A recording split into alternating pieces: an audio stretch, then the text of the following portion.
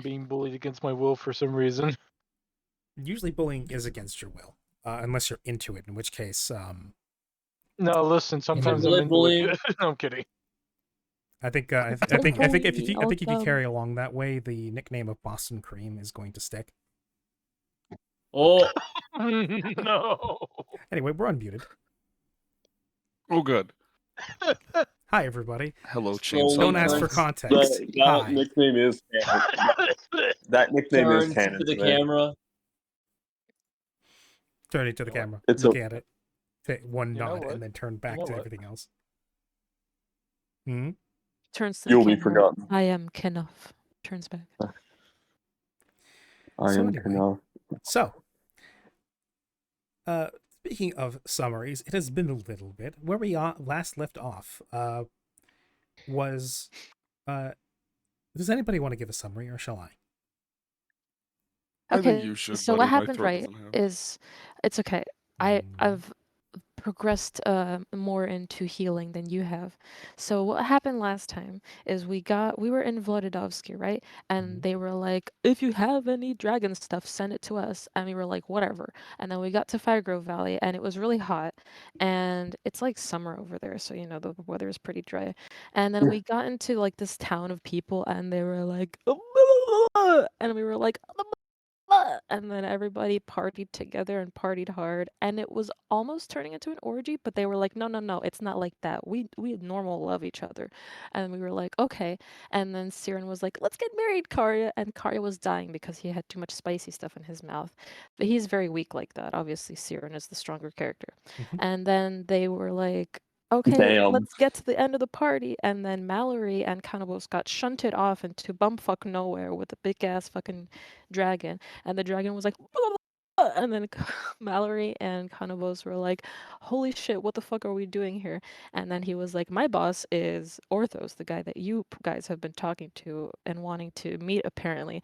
And then the whole party showed up, and then Orthos is an old guy. I see And that's where we are! no Ah! fallacies with this summary. Let's continue. No, I think it was 100% accurate. No, you forgot about the part where Flick turns into Bingus, anyways. Oh yeah, and Flick got all his Can't hair forget that. burned off, and now he very smooth baby skin. Yes. Yup. He and Convos also partook in the chili. Yes. Yeah, everyone Yeah. partook Everybody in the partook, chili. but Cannibals and Flick, I think, partook the heaviest. Yes. Yeah. Yeah. And then there was Oh, yeah, and Karya Mallory's who also quote Melody now. partook in that Siren shoved a bowl down his throat and he proceeded to start dying.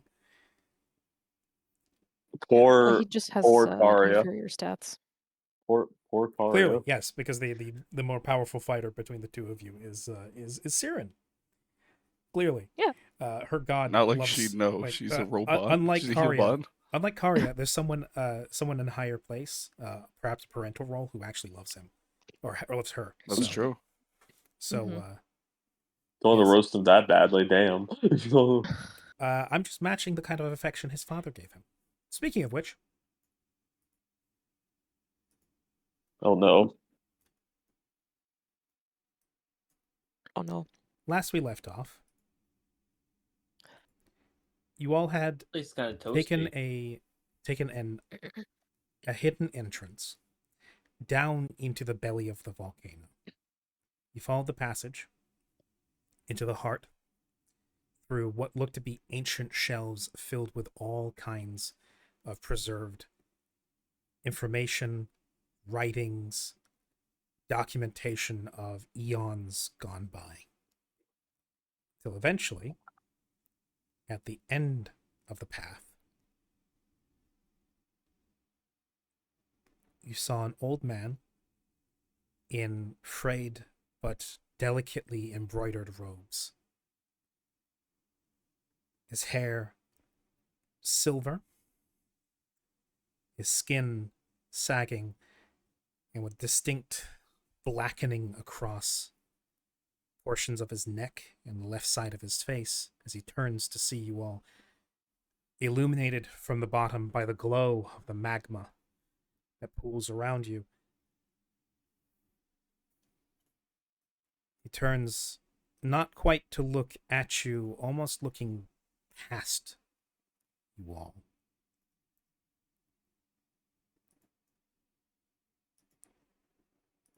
Does he have cataracts? Can he see? From what you can I don't see, know. Why don't you ask him? yeah, his eyes are wizened and surrounded by wrinkles. You see distinct slitted irises that glow golden as they seem to flit across you and then almost as quickly disregard you.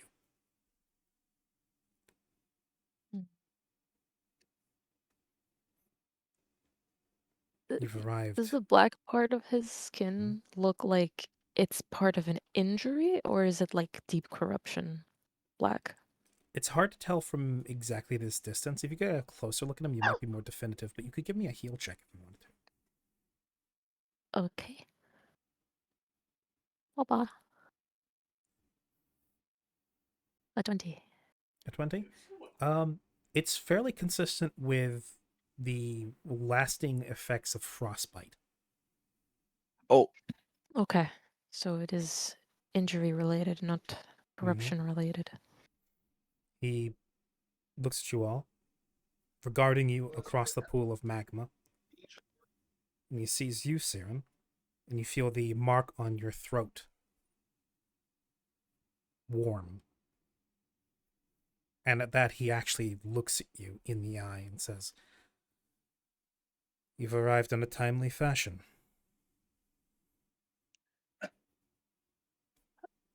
We hoped we would. We didn't want to keep someone like you waiting. Flattery will only get you so far. You have questions. Perhaps I have answers. Come. It's not flattery. I'm actually fucking scared of you. Yes, sir. Wait, how am I meant to cross this? As she looks and sees the obvious gap in the bridge. You've made it this far. Figure it out. What? No, I'm kidding. It just jumps in.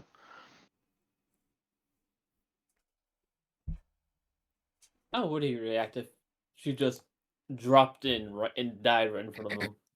Mild surprise at the fact that she survived this long in life. Nah, You know I'll what? just That's use fair. stone shape to make a bridge. Can I use stone shape? Oh fuck, I have to do it like this so I can still click on the map. Can I use stone shape on like these upper areas of rock and kind of slide them down to add to this bridge to bridge the gap? You could, if you want to, like, just say you would like to use stone shape to mend this. Yeah, It doesn't look like it was a bridge at any point. Maybe a natural one, perhaps, but it looks like it broke naturally with time. But you could like mend the two sides together with stone shape. That's yeah, you could do that.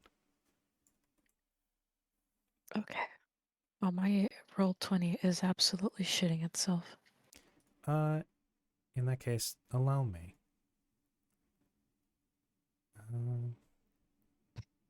All I did was try to tab my character sheet out in another window. And it just... Okay, it's back now.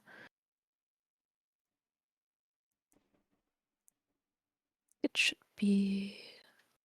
3rd level spell? Yeah, 3rd level.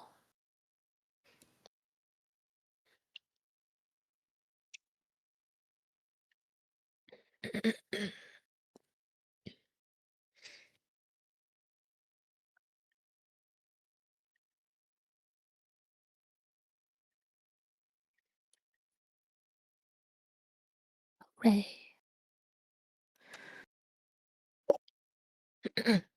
Yes. Looks at Karya. You make a prayer, lay your hands against the hot rock, and the stone from around you and below you comes up, swelling along the floor to then join with the other side, making a passable bridge for all of you. don't look at me. I don't want to see the man. Are you not coming then? Out of duty for what I have to do, I have to. But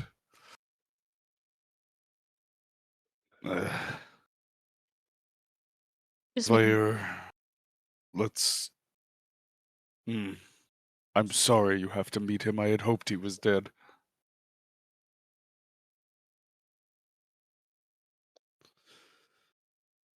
Just checking in with you both before we proceed. There is no good that can come from meeting Orthos. But perhaps I can squeeze something out. Vair ducks his head low to match your whisper between the two of you. He says, I've saw my uncle. I've seen monsters. I've seen people act in monstrous ways, but that man terrifies me. As he should. Thus why we move with caution. He probably does not recognize you, though he is not stupid.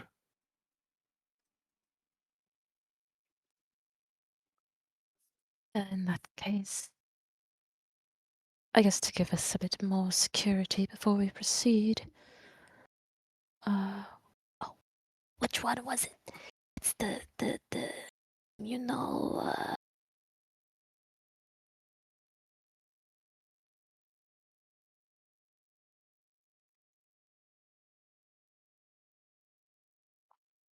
I think it was this one. Nope, that only lasts 10 minutes.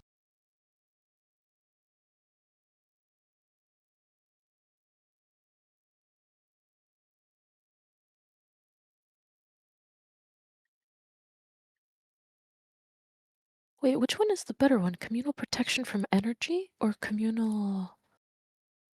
Depends.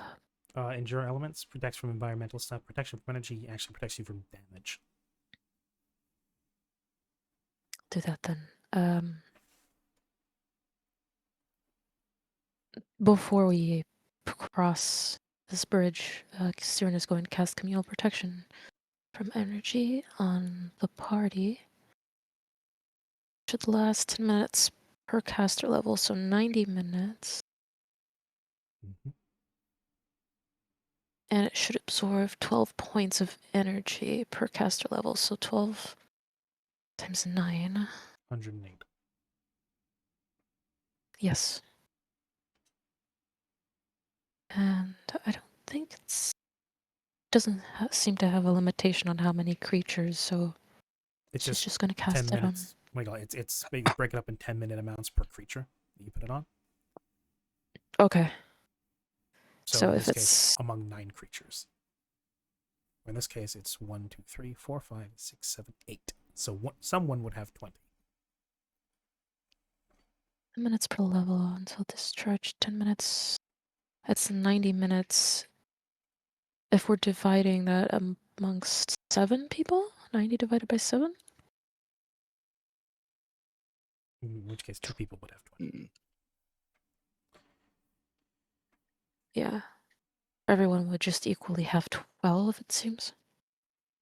Not 12. The points you don't divide among party. You divide the duration. No, I'm doing the duration. Okay. 10 minutes per level, so that's 90 minutes. 90 Divided by divided by 7 people. 8 if you include Kit. Wait, it's 8 people. Just over 10 minutes, so like 11 minutes. Well, you break it up 11 in and a 10 half minute minutes. increments. Oh. Yeah, so it'd just be 10 minutes per person. And then one person. would Hopefully have that's enough. I'm gonna give that to Karya since I think if there's anyone that Orthos is gonna be mad at, probably be him. Never. For any reason. Karya, Vair, you. I didn't do anything. I just talked to him I'm and he innocent had. here. You cold called him. Yeah, you cold called him. Well, He's an yeah, old if man a who family got- member of yours dies, you're gonna get cold called by someone being like, "Hey, your son just died." You're a telemarketeer that bothered an old man. with important information. Important to you. Well, yeah. Someone in a family member's family dies, you're supposed to inform them. You know, like the hospital No. calls you and be like, "Hey, Mhm. your dad just died." Very considerate. Very, very considerate. Anyway, Yeah. you cast communal protection from energy, concentrating the lastly leftover energy on Karia. Everybody gets 10 minutes of protection from energy, up to a total of 108 points of fire damage. Karia gets 20 minutes of that. Thanks. Welcome. Now, What was the number of what's it called? you get 10 minutes and up to Defense? 108 points of fire damage absorbed. That does not refresh at any point. 108? 108. Mhm. So if at any point you can take up to 108 points of fire damage without actually taking any damage yourself. Once that 108 is met at any point, the spell ends. 108 fire shield. All right. So, the spell is cast.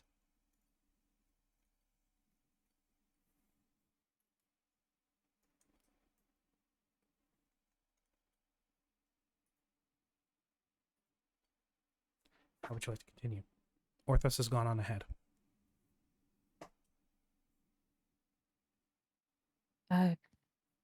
Gesture for everybody to follow then? Since she's the one with the mark. Okay.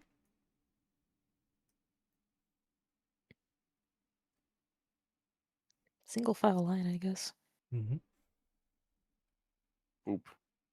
I'll go ahead and move Kanabos Swoop. and Mallory. The newlyweds. Uh,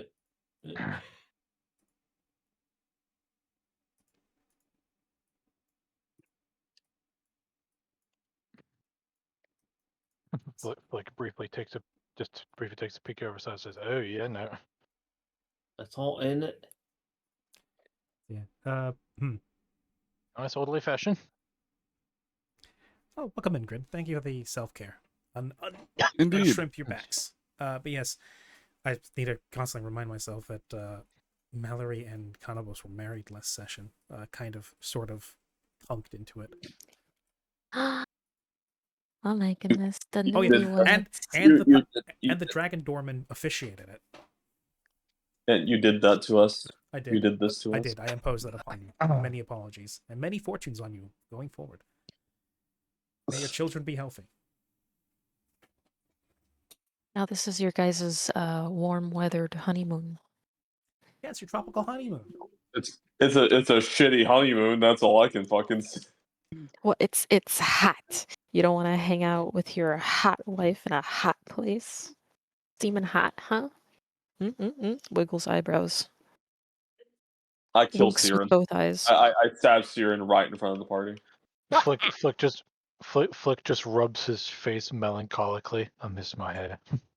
I miss Okay, he's Just bing. runs his hand over his head, and you just see the folds of his skin stretch and collapse with the motion. I miss my hair, Tails. I miss You my gotta wife. Too. Like when we get back, I'll rub some petroleum jelly on you. Oh my god. I swear to the gods, if you do that, It's for your skin. It's good for your skin. if you do It that, you'll rubs be petroleum. you'll be carved like a roast chicken. I will say, being Yes, here yes. in the heat and the dry air has made you all a little bit on the dry side. Skin is cracking, lips are chapped. It's typical tropical issues. Next time I get back to the coast, I'm taking a dip in the water for at least an hour. Everyone just Flick comes back onto the boat. Captain, what happened to all your hair? Don't ask. I don't want to talk about it. I will say, It was very traumatizing. I don't want to know. you can always stop at one of the I thought you can always stop at one of the like volcanic what do you call it? Oh God, what are they called? Those pools of spring water. They go the volcanic springs here. Ah, for a yes. spa day. I thought cats didn't like water. Well, Panthers That's a- do. Sadly, that is a racist connotation. Yeah, that's right. Yeah. That's a racist assumption. Grim, no, fire immunity does not make you allow you to water breathe in magma because nothing in fire immunity is actually allowing you to aspirate oxygen through magma. You mean to tell me that cats You don't can actually waterboard. cats don't fear water, and they don't actually play with string, and they don't get high on catnip, and they don't drink milk. This whole time I believed I just think these things to Siren's be true. racist. Guys, I'm gonna be real. I just think She lived in Siren's racist. She grew up very sheltered. Like, Chico scratches her head. What? Do you think I dig Alright, your holes? wife is racist. Chase mice? Yeah. Yeah, well, yeah, and I think you have a laugh that whenever you laugh, you go. I don't think And you anybody has stink ever just a little actually bit. heard Chico laugh once.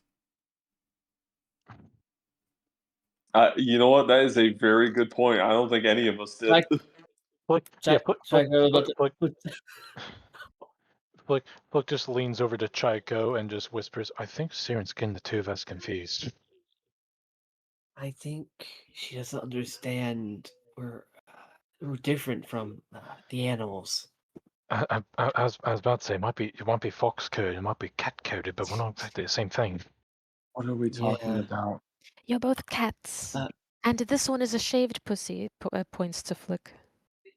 Like, god damn it. Flick just looks Siren dead in the eyes and says, "Oh yeah, well with that logic, you're a bat." I am. And she tries to look at her reflection in the lava. I'm a bat. I'm a bat. A bat. I have to resist the urge. I think Chico's about The Minecraft urge. I think Chico's about to go fucking insane. I'm going to assume that Siren all tried this to is sling out on of lava. character. Because otherwise Vair is going to be giving you guys very Not a concerned character. looks. Or Orthos regretting all of his decisions. My You said that wisdom like is he Good, doesn't higher than already maybe he'll regret kick all us of out his... and we don't have to You talk to said him. that like he doesn't already regret all of his decisions in life. Anyway, I mean, good. but yes, that said, Doesn't have AC, so he deserves it. if you look down the way, for those of you in the Roll20,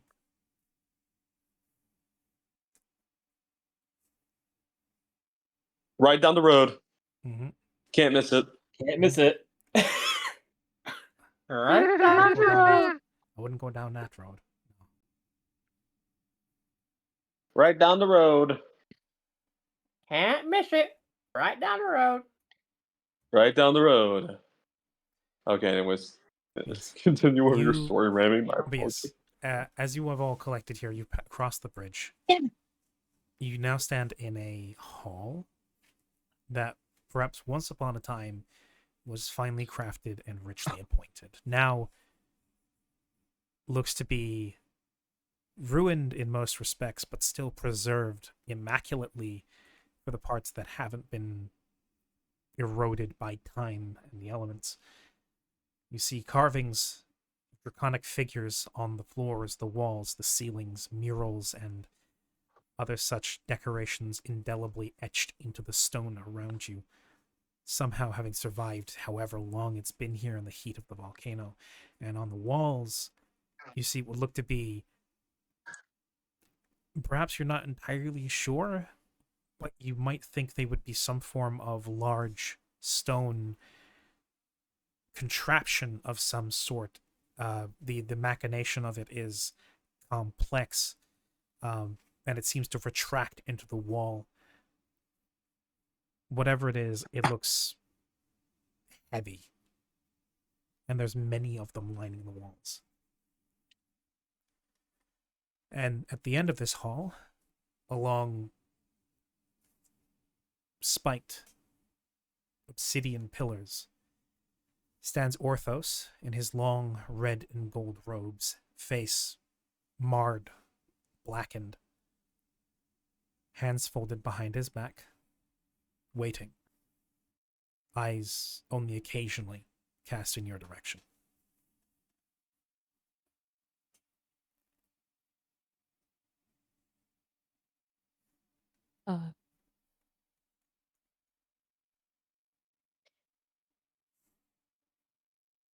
Karya, are there any traps here? This is your home. I have never been here. Siren, who the fuck do you think I am? You know, There goes Siren being racist again. Mm-hmm. Yeah, really. There goes Siren B. All It's- dragons you know- must know all mountains. Yes. No, it's Kari. It's you dodged a bullet. Not getting married to her yet. Clearly, she doesn't know anything about you. Yeah, clearly, she doesn't know anything about me. Toxic relationship. Yeah. Toxic. Not at all like the relationship between Kanabos and Mallory. They have a healthy dynamic. They don't talk to each other. Oh, Oh, Mallory. goodness. How do you make how do you make your marriage work? We don't talk. We We don't don't talk. talk. And we I pretend like hate we my don't know. wife. We don't talk. There's no arguments. I hate Tails. I hate my wife. It's the silent generation method of making a relationship work. You gotta Yeah. communicate through facial expressions. Tails. I fucking hate my wife, Tails. We just text each other from across the room. Mm. Also, Grim, that's a good point.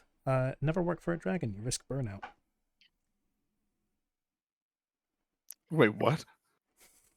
Grim made the joke that being an interior decorator for a red dragon is difficult because you have a high risk of burnout. That is true. You deserve all the hell that might Yes. come your way. Okay, I am dispatching the ball kicking machine to Grim's house. Don't do that. He might like that. Don't do that. You have that? You Yeah. just have that? Yeah, I have a garage full of them. Some Mom people- says it's my turn with the ball kicking machine. No. None of you are allowed to have the ball kicking machine. Oh, it's just for you then? No. I don't know. No Buddy seems one, pretty I- defensive over the ball kicking machine. It would Yeah, seem. I mean, fine. You can have it if you want it, man. We're If- not trying to it be would If like seem- Orthos had competitive. any It more seems investment in like- you guys being here, he would be tapping his foot by now. God, I It hate would my seem- friends anyway. it would, I would try to it would ask- seem Foy's into some interesting practices. No. Yeah. No. Before we get too off topic. I'm Like, trying we to aren't ask already. Mallory if he wants to use his Yeah, if we aren't already. trap spell. Mallory, do you His want to No? detect traps? I'm just very cautious. I think if you want us to trap us, you would have not resorted to I to some completely agree. mundane or magical That or he would means. just immediately kill us, you know? Yes, Okay, exactly. yeah. I don't. If I wanted you I don't all have dead, I'd any dispel the concern. protection magic on your friend. This is Exactly. true. Yeah, exactly. I'm not. Again, I don't. I'm not. I don't think we're gonna get around this. Just go forward. Okay, follow me. Bloop, bloop, bloop, bloop. Oh. Bloop, bloop, bloop, bloop. Yeah, Flick's standing by Karya's side. That is close enough. Well. Onwards, my lord. Just right in front of Onwards, I Orthos. suppose. Sorry, Let brother. me just walk past. Precious Let me just walk Mallory. past Orthos. Oh no! I've been buried under. Just gonna. There you go. Matt, Yeah. Just While crush you're- away while by you're your going to- big ass. kind of slither in between the pillars here. As much as you I'll can, stand given his new behind Karya. bulk. Yeah. Orthos can't see me if I do this. He's big now, but old habits die hard, and Vair is not a confrontationalist. Orthos, you can't see me. I can see you. No, you can't.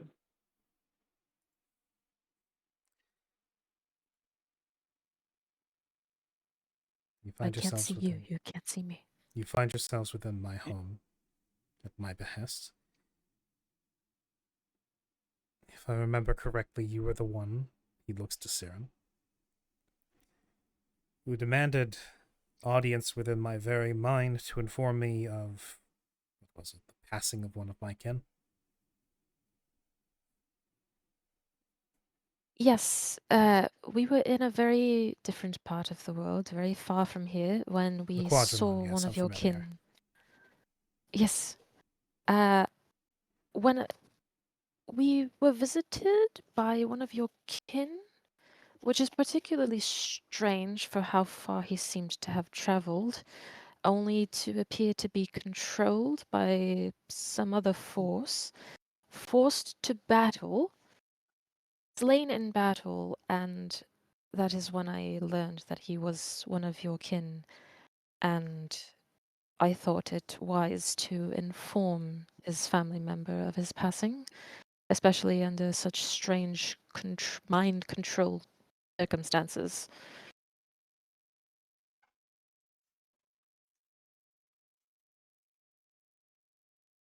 He seems to absorb this.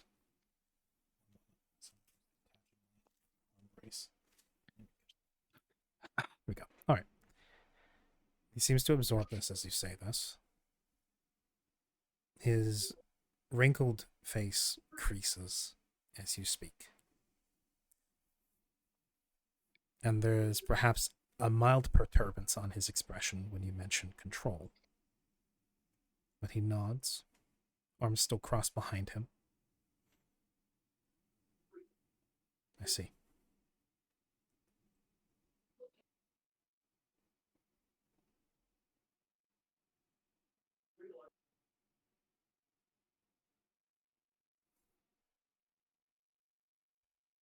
Is this all you wish to tell me? Well, I mean, yeah, I didn't even really particularly request a face-to-face conversation with you. I just wanted you to know that there was a strange force that was using I gotta refer to my notes, using a geish, a pain geish to control he who I believe is known as Korax. I'm not sure if you were aware of this. I doubt this is your doing. I was aware of Korax's disappearance. I was not aware of the Geish. Yes, and we believe he may have been feeble-minded as well. It's He one was, one of the few circumstances in which a dragon like that could be controlled in such a manner. Otherwise, the spellcaster in question would need to be, shall we say, remarkably powerful. Yes, he seemed to operate with very limited communication abilities. Do you know of anyone who might have been behind this? I know of a few. One in particular.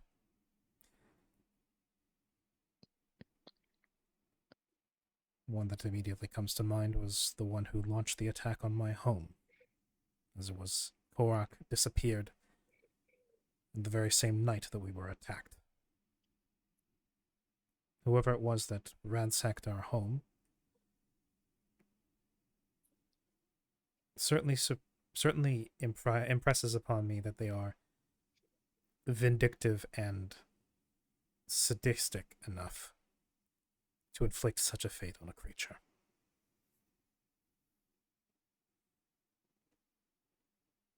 And that they would have the power to do so.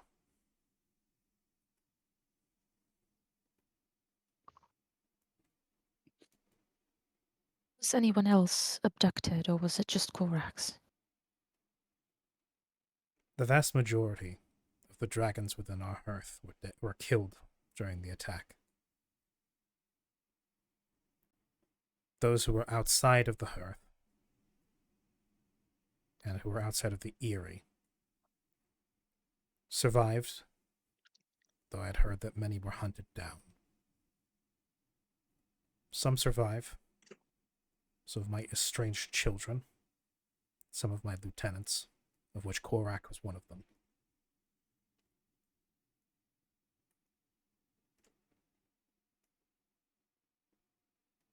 Some of what was comprised my flight survived, but have since gone about to see their business, and I am of no mind to change that.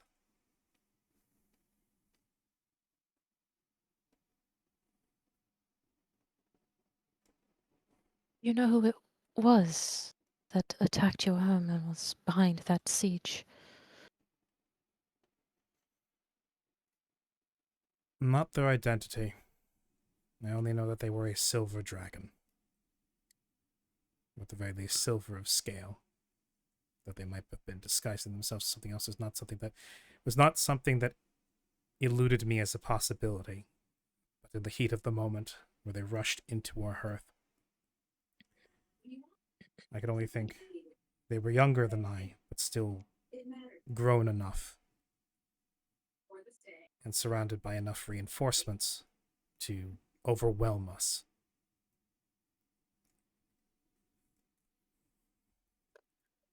Silver is typically an ice dragon, right?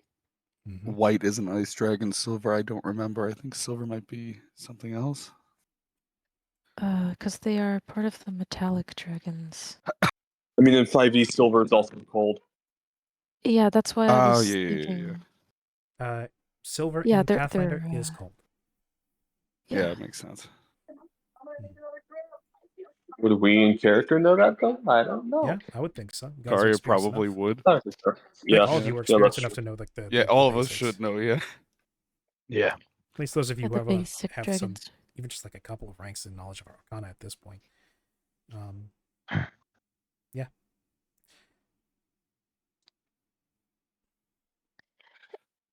Is this someone who was a slighted enemy of yours? Perhaps someone you had defeated in the past? If I were to count those, it would be innumerable. I'm sure. But does a silver dragon stand out in particular? No. As a matter of fact, I made it a point not to trifle with other dragons unless strictly necessary. Hmm. If there were those to be numbered among my enemies, dragons would number typically very few.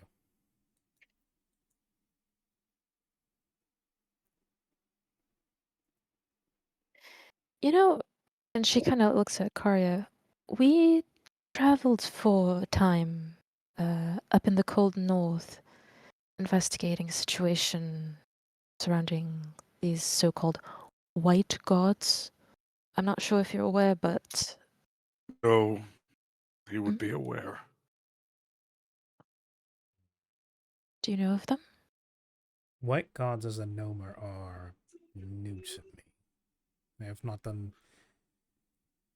much investigation of the outside world in some time, being more fit to stay here within my home. When you speak of the north, do you mean further west? I speak of the remnants of the Galvan Empire, How do you know that name? because I've been there, Orthos, and I have seen that you were there as well.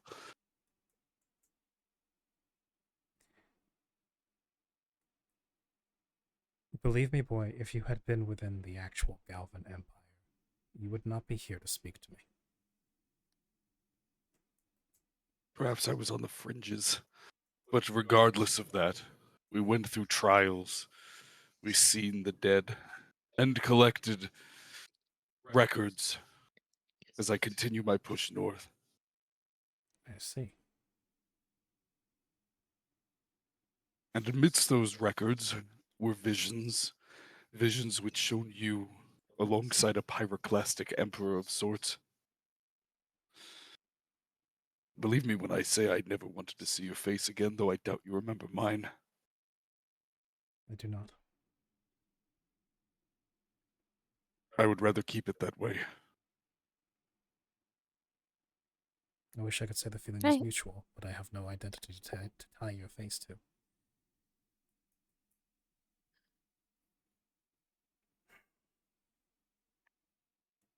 It has not escaped me that you have one of dragonkind with you, and you bear his scales. I must say I'm a bit disappointed that one of my kind would go so far as to bind his soul to another. It is an unhealthy and desperate thing for anybody to do, let alone someone as proud as a dragon. But I can already tell When that you are- pride is a lesser consideration for this one. There is pride, Orthos, but when you left him to rot with the deep festering in him behind an iron door, it was all we could do. Ah, I see. You were the hatchery boy. So easily forgotten, I'm sure, and I would not have come here unless I needed your help. And you've come here in error. I have no help to offer you. The only thing I can offer is information. Information is more than enough. Then if you are willing to learn, I am willing to teach. I have little interest in the outside world at this point in life, and little more in the politics and the contrivances of nations and fools. But I have spent the better part of my lifetime collecting and archiving the history of our kind. And if there are those who are willing to seek it out, then I will impart it. And I think it is perhaps the least I can do for this forgotten newborn, somehow purged of the deep. I have my theories about how you managed that. That he at least learn a bit about his people and their true history. Were this any other Of that I would situation, I might agree. even laud you for managing to cure him. When you say we forgot him and left him to fester, we had little other choice. He would contaminate every other egg within the hatchery, and then every dragon aside. We hope to study and Oh. understand it, so that we might save our kin buried beneath the earth, and salvage dragonkind. And that was my intention before the attack. It was Well, not at the fair. very least, my intention is the same. Then I fear you are a fool. More than I. Dragonkind is already doomed. At least within this part of the world. I, the youngling over there, and precious few dragons remain, not enough even to repopulate. Dragons are bound for extinction. No amount of pride or magic can pull us back from the brink now, and all due to one foolish silver dragon who derailed all of my attempts to preserve our kind for the travesty that felled the Galvan Empire. We were That so... is what I wish to speak to you on. Speak.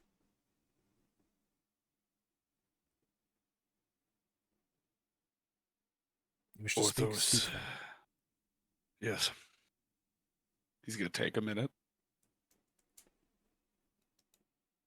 I spent the better part of my life hating you, so do bear in mind that I say this not out of malice, nor out of far strong pride. But as I stand before you, I've discovered I do not care anymore. But what I do care about is the betterment of your kind. The kind that I had believed myself to be at least a part of for quite some time, when my mother filled my head with lies and said you were my father. But He raises he'll a kind of hand. look over to Vair. He raises a hand. Mm. Poison. Hate is poison.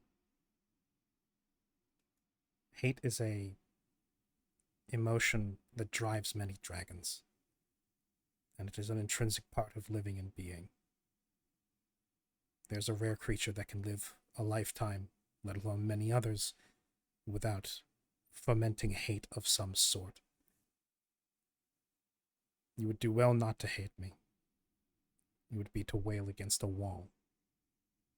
And let alone Yes.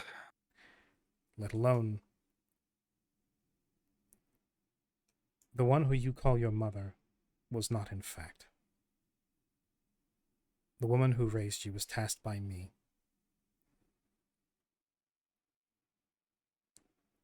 to Why? nurse you at my behest, and at the behest of your own family.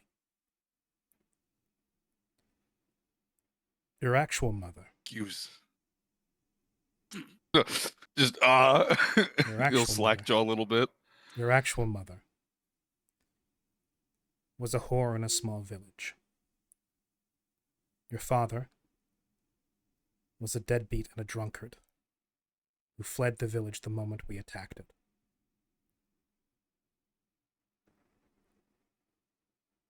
You had been born from the way you smelled not a week ago.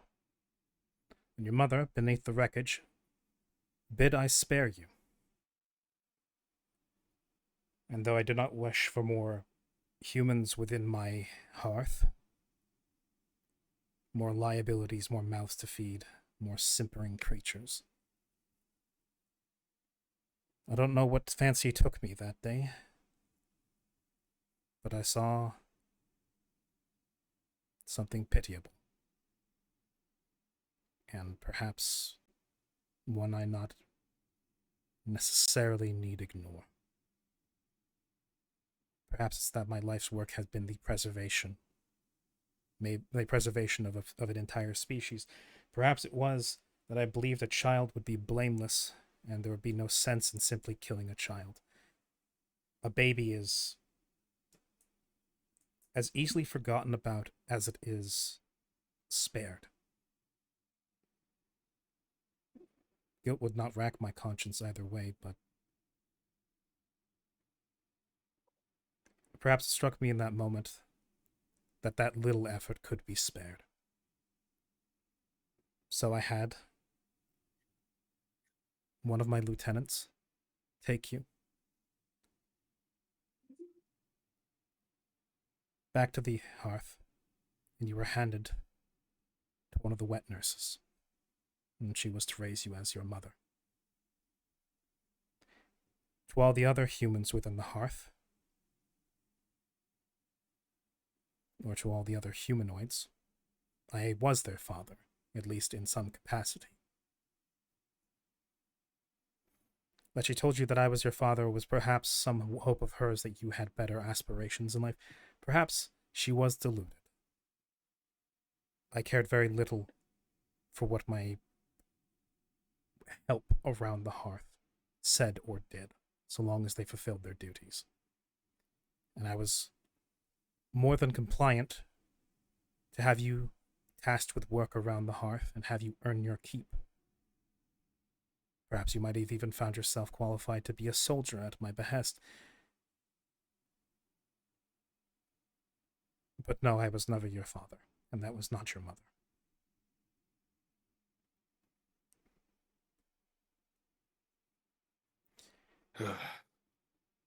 The fact that you have bound your soul to this one and absorbed, I will not say stolen as it was given voluntarily, if in desperation, I can only assume, this is peculiar, it does not make you one of ours, but it does make you more dragon than the vast majority of the rest of the world, especially given our thin numbers now. You are not a dragon, but you have been accepted by one. That is a rare honor.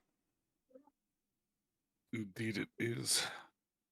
But, as I was going to say, I don't have any hate for you anymore. I thought I would, but that is besides the point. Good. Let it just slide into apathy. I still take your kind as my kind. My brother is still my brother. And I would not see them peter out as a spark or hunted for sport. Then you're too And late. thus, You for are the modern incarnation, yes, I believe so. But I believe there may be a chance for something better. When the hearth was attacked, and I survived behind that lead door. I bound my soul to Vair. Thus I purged part of his curse and took it upon myself. And then I walked. And I ended up following the old stories that I had heard from Jortashane and the others. And it found me in the north. And it found me face to face with remnants of that old empire, potentially going by a new name.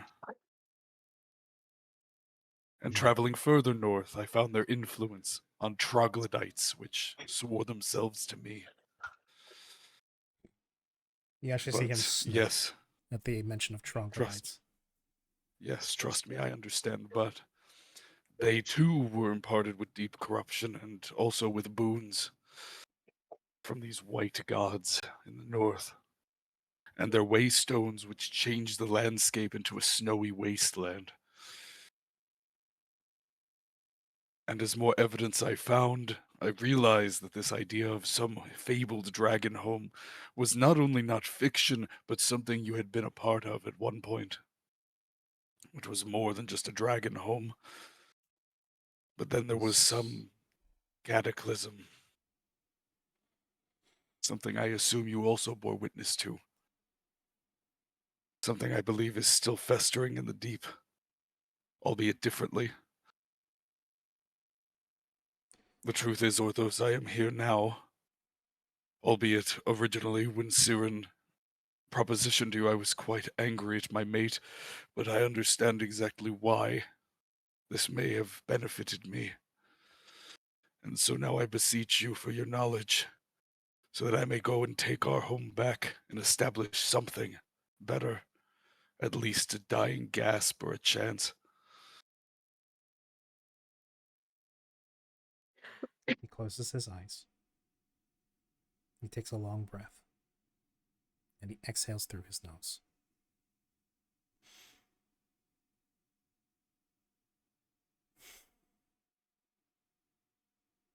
I will tell you as much as I can instruct in you of the old empire. But you cannot rehabilitate a species that doesn't exist. Perhaps there is some chance,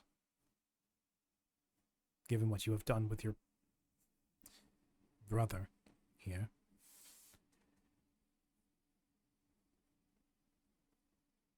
But even those dragon eggs that are still unhatched within the bowels of the earth are few. Not enough to revive a dying species. I tell you this, boy. Not out of some defeatism, but out of a place of first-hand knowing. After the attack on the hearth and the clash between our dual flights, so many dragons died that day, of every stripe and scale. Many of them I knew by name and title and face and scale pattern. And I was forced to kill my kin and watch them be felled and fell in kind. Hundreds died that day. What remains of dragonkind are half-bloods and distant relatives. Between myself, that boy, and 2 others, I can count dragons I know on this continent. You speak of a dragon home. You speak of our old land. Unless you were to find some solution that I had not considered to this point, which I tell you now is... He sighs in resignation, as if he was considering getting heated for a moment, and then gave up on it. Perhaps you'll have more luck than I did. Perhaps you'll find in your short lifetime something I could not in my thousands. I would not bet on it. I have to still try. Despite if it is a foolish endeavor. I am aware of that. Nothing hurt me more than striking down my uncle and watching as the people of Verdigris cheered.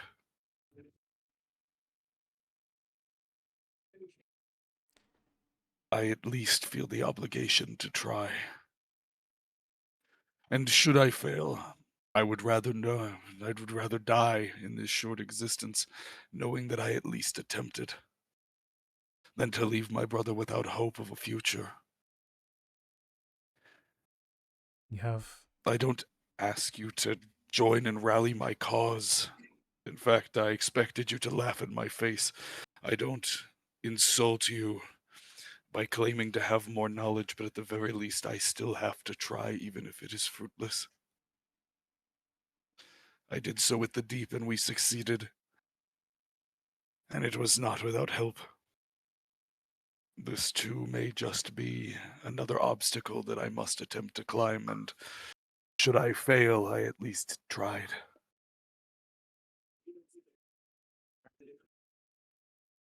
I had the very same conviction before the hearth was attacked.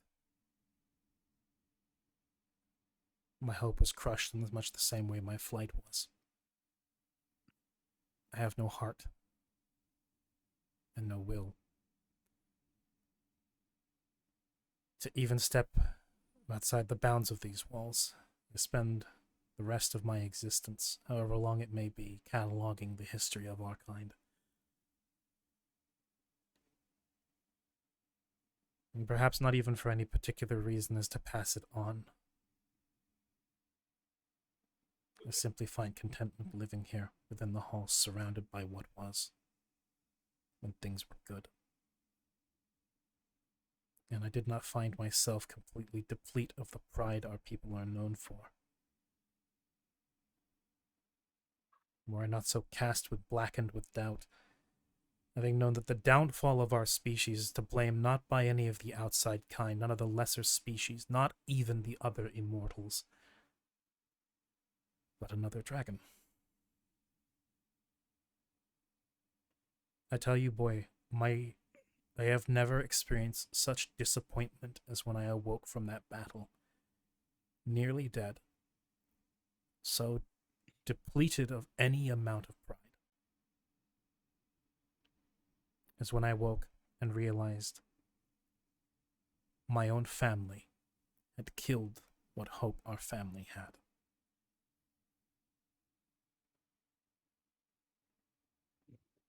Carry that conviction. Maybe it will see you to something successful, or maybe it will get you killed.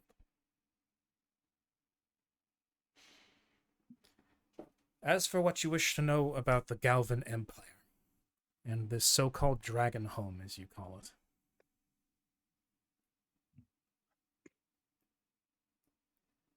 Galvan was a close personal friend of mine. The way you call that one brother was much the same way I referred to him. The one you met outside is a descendant of his, and it is through I had suspected. favors owed that he stands guard for me. He seems content to receive tribute and worship from the people down below. At least for the time being. I'm sure he'll move on to grander things, and that will get him killed too. But as for Galvan, the Empire, long before the deep was ever a known factor, some several thousand years ago, this patch of land, this collection of continents, was ruled primarily by 3 immortal species. If you had visited our old ruins, which I no doubt you, in the sounds of things, you visited one of the old chambers of rites, as they called it, though, if I'm going to be frank about what they were indoctrination centers.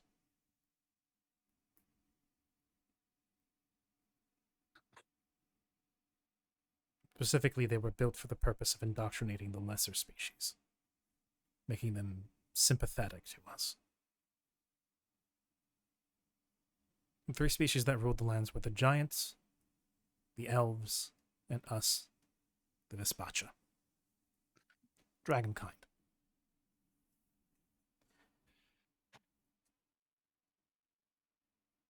Giants are a cumbersome, slow-moving, patient, and insular kind. They prefer not to be bothered, and in turn will not bother others.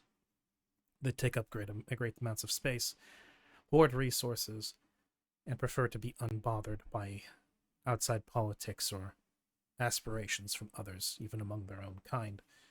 Some retreat into clouds, some into volcanoes, as a couple have here within Firegrove. Some retreat deep into the earth, though they have suffered ill fates, if I am ever to guess.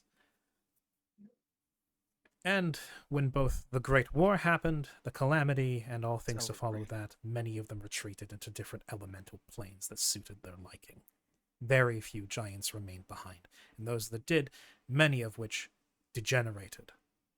Generations of them survived on the Isle of Ind, only to turn into halfling-munching monstrosities that built a rivalry with the halflings living there, and now they trundle around being pelted in the face by stones. Pathetic creatures. There are those who kept their intelligence, survived for longer, though they are much like myself, retreated inwards, numb to the outside world. The elves are...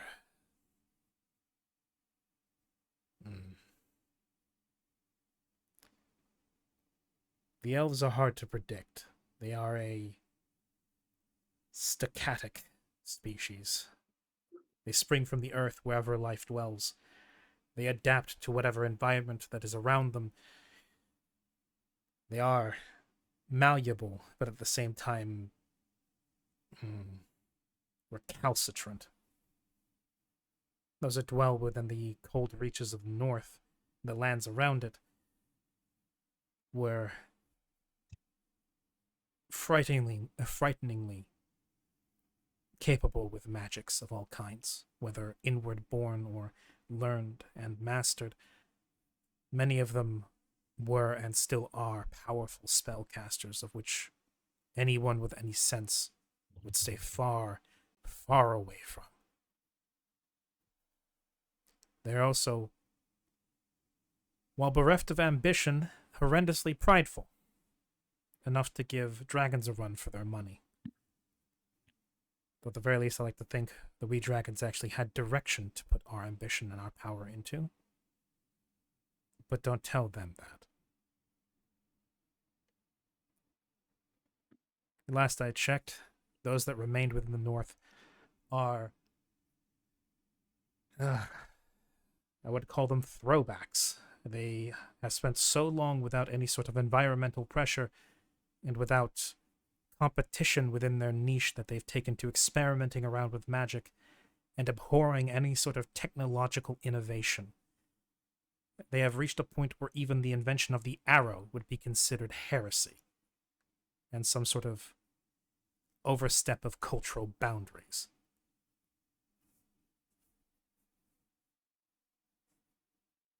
If any of you have been within there, do be careful, as they take the wearing of sophisticated clothing, the invention of the wheel, and the ignition of fire as a threat, if not just simply offensive.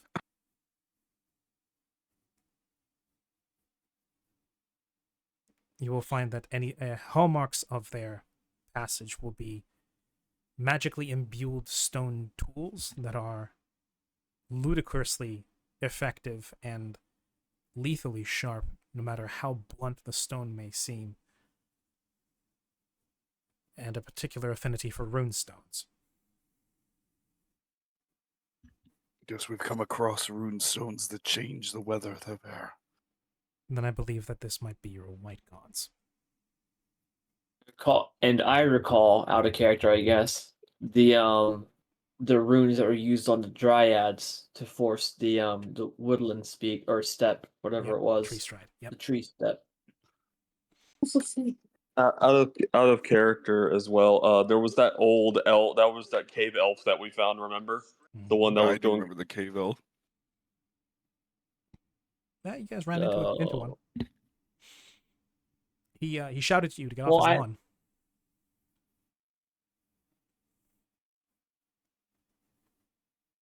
I do remember. Hmm. I unfortunately don't remember. It's been a bit. I the, do. the hairy guy. Yep. The one with hairy guy who we long couldn't hair. understand. Yep. Are you talking about the guy who was turning into a tree slowly? No. No. No. I don't remember him, simply put. Been a bit. Nah, it's all good. That was the last It time. has been a while. Last time you guys pushed north. Shortly after getting Conobos. Yeah, it was probably like 30 sessions ago. Something like that. But yeah. Orthos's description seems to suit the elf in question. I see. They were partially responsible for the cataclysm. I would say mostly responsible. And then there was our kind, the dragons. The land you call Dragonhome originally belonged to the giants.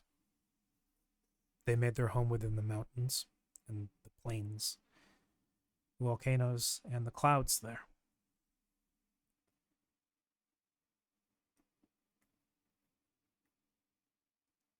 A long time ago, we dragons pushed in, and they, being an apathetic kind, simply moved away. We took the land as our own, made it ours, and settled there for a time. The elves also dwelled in the low plains south. Seemed content to stick to themselves for some time, though quite a few were eyeing our new home. Some centuries later, there was some back and forth, war and posturing.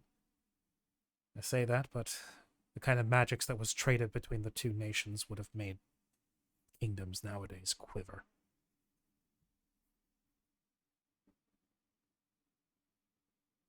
And then the empty showed up. After centuries of bickering and killing one another, watching many of the lower species rise and die within centuries, evolve and fade away, there was finally a threat large enough and implacable enough that even the three immortal species had to stop and consider. And though it still took I want to say an estimate of roughly 220 years for the fighting to fully stop, eventually, the giants were convinced that something was worth acting on. The elves were convinced that something was more important than themselves, and the dragons were convinced to do something not entirely selfish. It wasn't peace and harmony, the way the propaganda of the Galvan Empire made it look. And with Galvan at the helm, he most certainly wanted to position it so dragons would be on top of things when the war ended. Even when all of existence was at threat, people could not stop thinking of themselves. And I think that may be emblematic of how things have gone to end.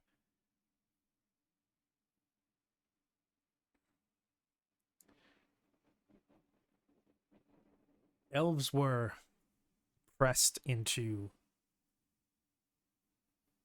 fighting on our behest. Dragons took over as the nominal leaders of the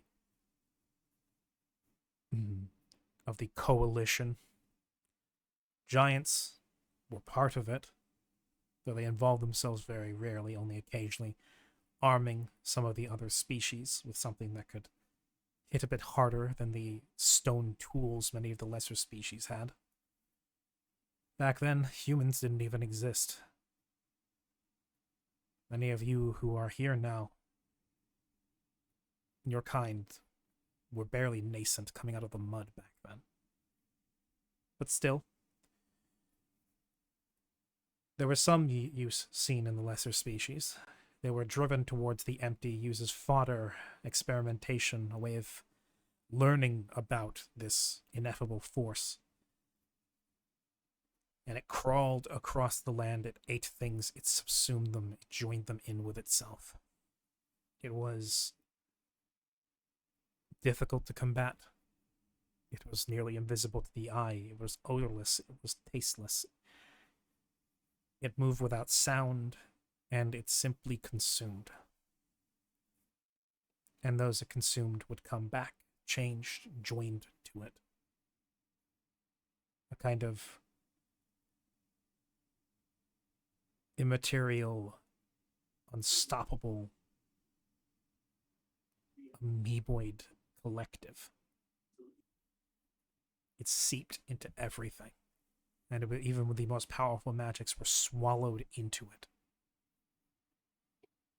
It took the combined efforts of the three immortal species to even consider an option as to how to stop it. And after a time, we did drive it into remission, I suppose you could say.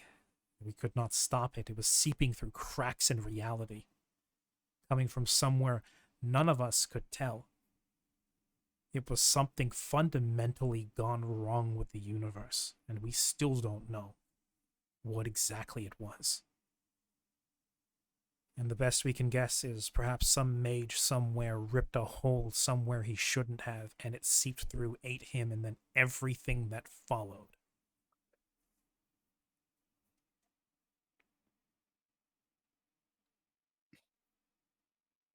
And somewhere along the line, as it ate enough living creatures with enough minds, it gained intelligence. And that's when the war took a turn for the worse.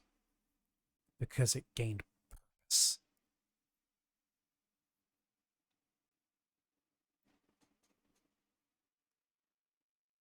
Suddenly, those who were joined into it, assimilated, spoke back.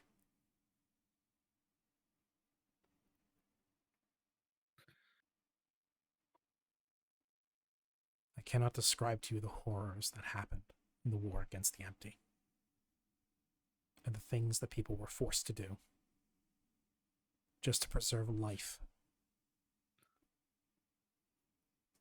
Just the concept of life. Because whatever that thing was, it was not living.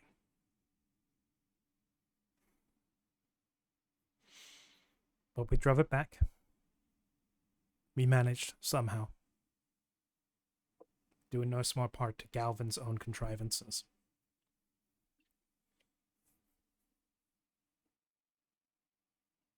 When it was driven into remission, peace came back to some degree. There was even some farce of unity between the many species, and generations later we would attempt to engender this impression within the lower species. Those who survived the war would die soon enough, and their children would be raised within an empire that spoke of a time when all life rose up and joined hands against a common foe. And it was perhaps something all of us wished was the case, though I would not be so sure.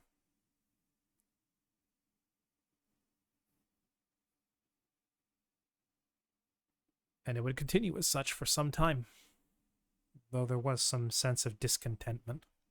The immortal species, who survived long enough to see this happen, were not happy with dragons imposing themselves as the de facto ruler of the new Galvin Empire. Where dragons were first-class citizens, elves and giants were second-class, and everything else was chaff. Simply fodder.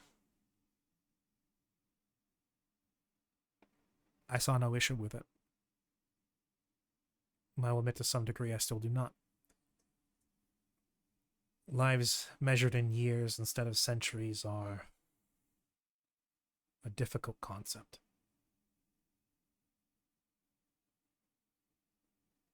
But the giants departed, a good many of them, after the war, seeing little sense in hanging around. Problem was solved. They weren't needed anymore, and they could go to different planes where they wouldn't be bothered. The elves retreated inward more, and there was grumbles of discontentment, even dissension. There were some younger elves who defected, their descendants can be found more among the common kingdoms nowadays. But many elves, older elves, were very unhappy with those who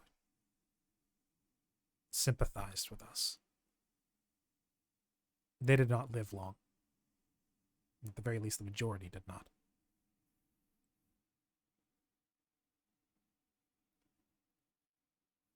And then we found out what exactly the older elves had been planning, and what those whispers of discontentment meant. As for yet more centuries, they had been planning a ritual. A ritual meant to exterminate dragonkind. The fact that it would involve everybody else didn't bother them. It was an acceptable casualty. The Eldwild, you'll find, have even less regard for life than we dragons do. At least we care about our own kin. The Eldwild devised a ritual that would, in broad terms, drop the sun on us. And when I say that, I mean that quite literally. They wanted to make a facsimile of the sun itself and hurl it at Dragonhome.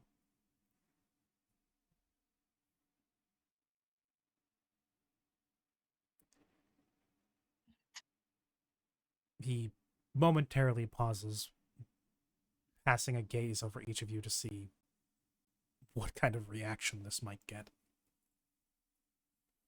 We've heard about this, but Mm-hmm. Garge is listening.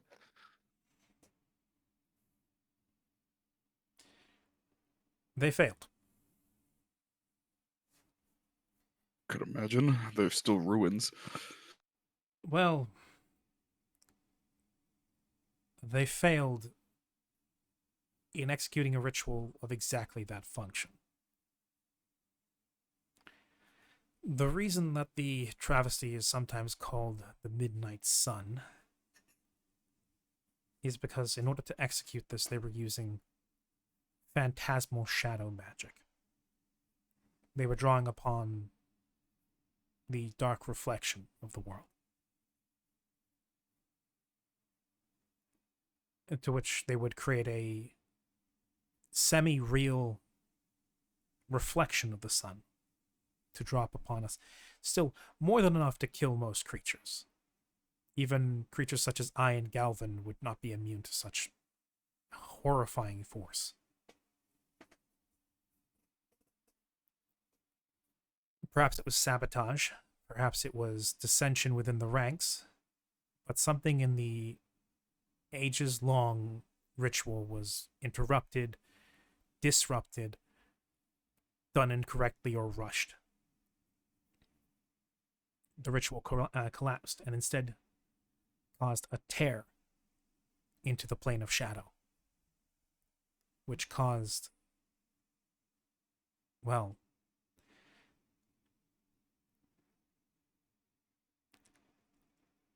it certainly dropped something on us. It rent the earth open. It shattered mountains. It killed millions.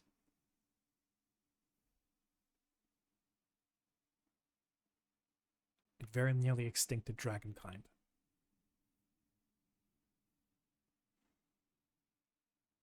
It also led to a massive temporary rift into the plane of shadow, spilled into our world, and still hasn't completely dissipated. Out there somewhere, there is now a shadowy reflection of our planet, cast into the plane of shadow. That should not exist. The entire shadow of a planet should not exist, and yet it does. And through some confluence of celestial events, they threw that at us. It should be somewhere conceptually. Instead, shattered remains of it exist here in our plane, the material. And through some set of circumstances, the plane of shadow is now closer than ever, dangerously close. There are rifts to it in different places in the world, but the worst part is it seeped into the cracks of the world where the empty had been driven into. And they merged. And this hungry, intelligent, bubbling existence that is spilled forth from a crack somewhere between existence joined together with the shadows. And we got what was called the Deep.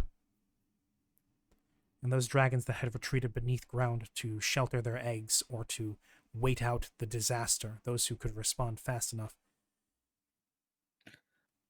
were twisted, as were their unborn children. And such was the terrible thing known as Deep Dragonsborn.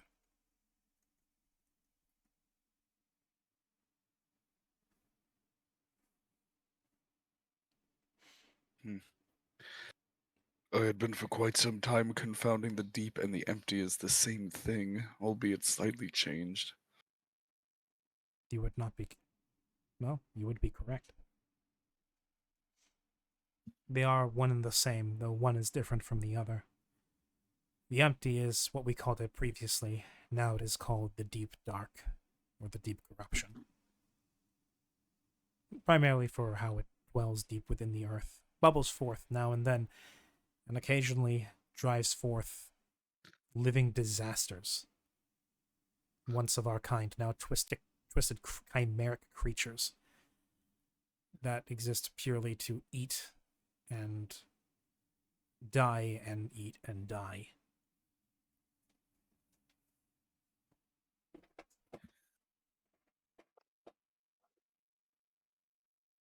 But it can be stopped. At least in some capacity, it can be driven back. I spoke with it myself. You do well to be careful when speaking to such a thing. Yes, I did not go in with the intention of allowing it to live, but when our purge was complete, I believe all of us spoke with it. And it knew our thoughts. And it accepted its death willingly, albeit it did attempt to fight me. Yes. Do you want to know the it- worst part about the empty? It never lied.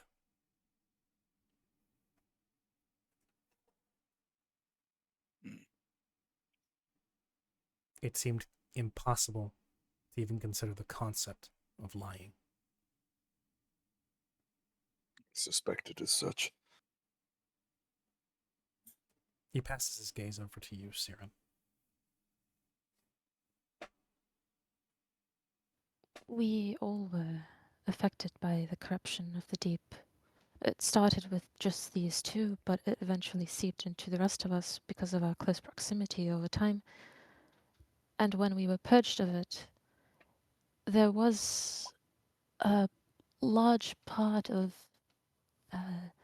divination and divine intervention that played, but the other part was us all agreeing to rid ourselves of this corruption, and that seemed to weaken it.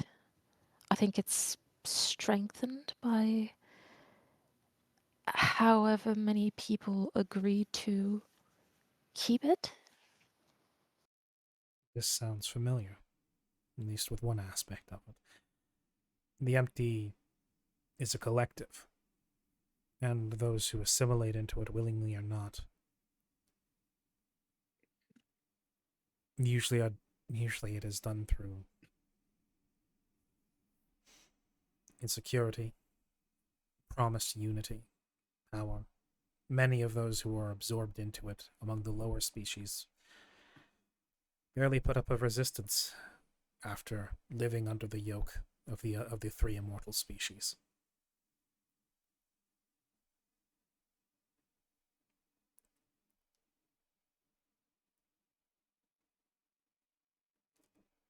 I cannot say with certainty, but I can say with some experience that if even one of you had not divested yourselves of your connection to it, it would have never left you. It bound you all in its one collective, and so long as it maintained connection to one of you, it had a hook in one of you. It would have been able to keep coming back and needling you and pressing upon your insecurities, your worries, your fears, your loneliness, your loss.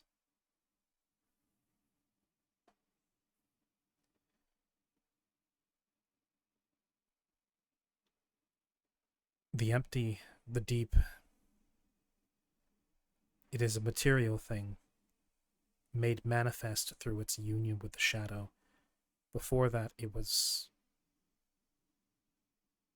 simply a force. It just rolled over us.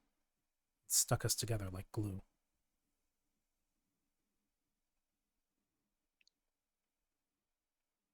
So do you think there is a connection between how to explain this? The elves were planning a ritual to exterminate the dragons at the cost of everyone. There is that silver dragon that you said attacked and sieged your home and killed most, if not all, of the dragons that lived here. Do you think perhaps that dragon is under some kind of deep influence or mind influence from some vestiges of people who wanted to get rid of the dragons from back then and are still trying to get rid of them now? I doubt it. The dragon I fought that day was... he was rakish and flamboyant and arrogant and violent and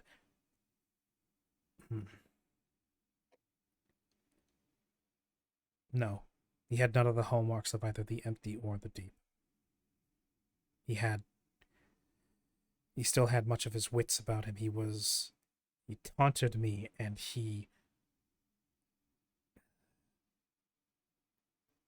no.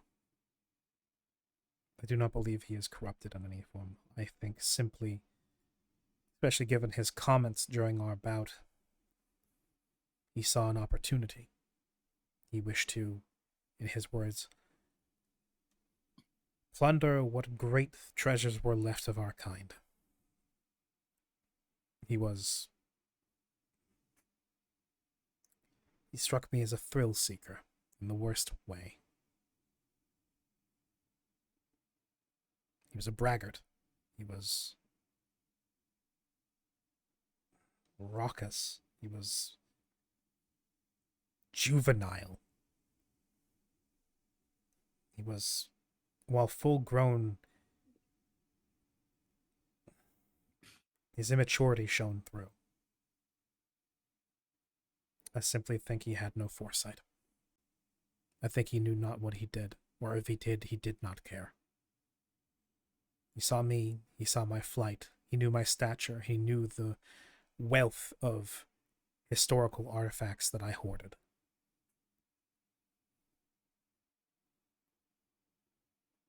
He was a bandit.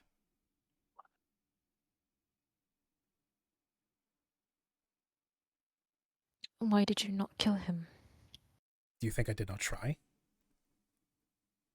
He caught us I all off assumed guard. He shattered the mountainside, and he in his flight, taking us by surprise, flew in, froze half the Eyrie in one go, and before I could even respond, was already upon me. Yes, I do remember that, at least slightly. If he has already told you about the attack, then you would know it was an ambush. They took us by surprise. They rent the mountain open, flew in past all of our defenses and all of our guards and attacked the very heart of the sanctum before we could even mount a response. Many were dead before they could even lift a claw. We tried to kill him, and I most certainly left my scars upon him. I will wager that much. But it was too much. He had too many allies, too many dragons, and others upon his side. He had the assistance of horrific death magics. They struck several of the dragons, killing them in one go. It was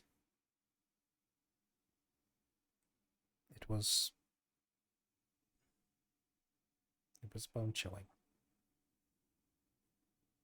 More so than even the frost he spewed at me.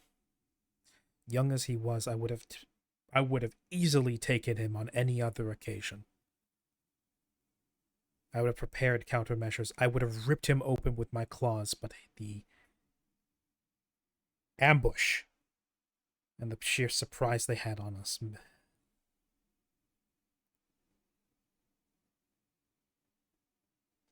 It left no room.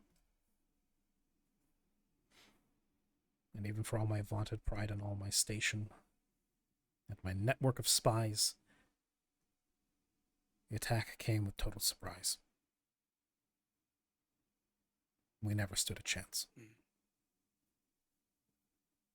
I had long considered potentially the dragon that had assaulted you had some correlation to the white gods. I doubt it. Elves would never take As the do I. form of a dragon. They would find it an insult to themselves. No, of that I agree. I I do believe that this did dragon so is on the whoever assumption. was enslaved Korvax.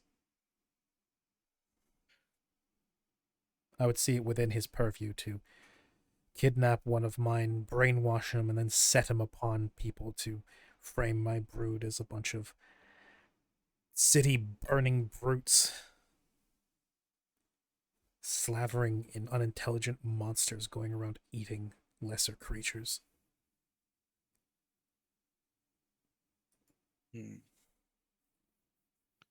And yet he still holds the artifacts, yes. He does.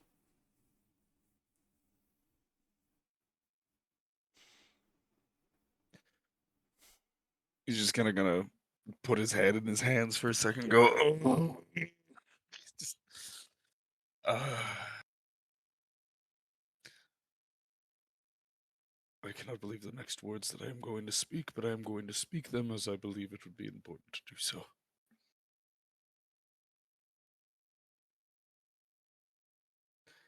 Revenge is not on your purview, I would imagine. I believe you've grown past of that. What would it achieve? Another dead dragon? That'll happen in Precisely. time. However, if these artifacts are of the old empire, and my intention is to reestablish at least some of it, I believe even if I were to avoid him, he would come for me. Even after I've handled the white gods in the north and I've cut down whatever's left of them, I believe he would come after. If he is as much as a braggart as you speak. Oh, if you intend to assume any sort of throne, even resembling what my blood brother did, if you even wish to resemble myself or Galvin, and you wish to establish this dragon home, I have no doubts he would wish to steal it out from under you. Wait a minute. Does he know that you live? No. At least at the very least, I do not think he does. I've made quite a point of it to spread stories of my untimely demise, all but those who are most closely related to me think that I am dead, and I've kept it that way. Yes, I was quite shocked you were alive. I can already tell the disgust upon your face. Orthos, there was a time that I had nothing but hatred, and I believed that I would craft weapons, and before I would take my throne, I would kill you. I no longer have such childish ambitions. Good. I'd hate to dirty my hall with a body. You are still a dragon. You could try. he's just You gonna are still a child. chuckle a little bit. Yes. No, not in the sense he's going. Not in the sense like ugh, dragon. He goes, there's the pride. That Yeah, he still Despite responds, and he this- still responds with a sort of like dismissive, "And you are still a child."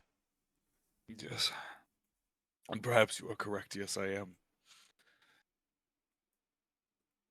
I don't intend to be a leader like you or Galvin. I intend to be better. And I mean no disrespect when I say that. Well, perhaps a little. No, But no. You disrespect us because you do not consider the mode in which we led people to be the proper manner. I can already tell. I don't know what you consider to be true or proper or even appropriate leadership. What would be better than us when we stood for centuries with what Galvin would have said, the world under his thumb. Many world leaders would consider that quite accomplished. I would not Clearly, deny that either. You have greater pride than even we did, for you think that your form of leadership is superior. And as I said, you Perhaps are I a do. child, Yes. and children grow, and they learn if they are sensible. You will find what you consider to be leadership. It will be tested and forged in the crucible of leadership and kingship.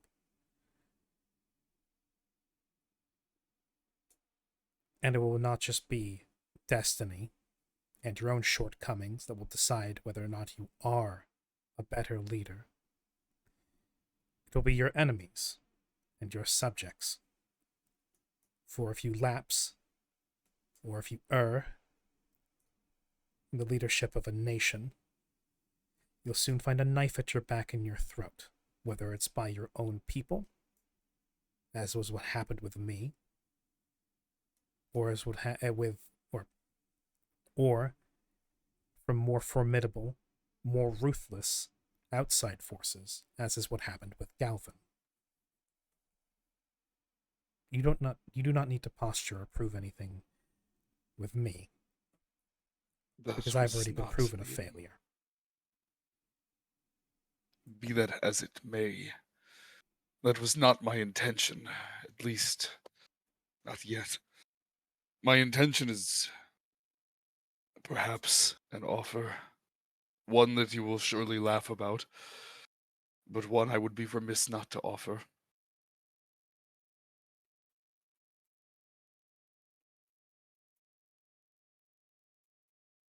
Flick has a bag of holding, right? I can't recall. I believe he does. Yes.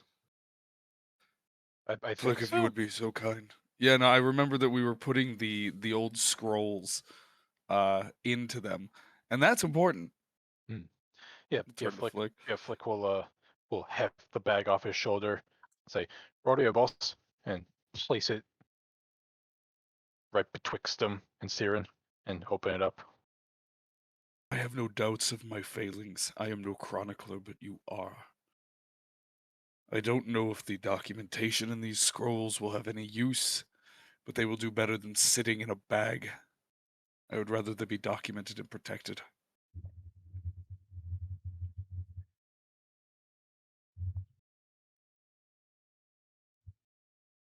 You consider it. You look at the scrolls you've produced from the bag.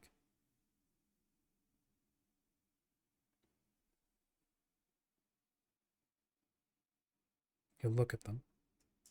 You look at the weathered parchment where it's cracked and ripped in places. And from behind his robes, a long, withered, blackened, clawed hand with long, wicked fingernails, most certainly resembling the claws you remember on him, will reach out, take the scrolls in hand, and he'll feel the parchment underneath his thumb.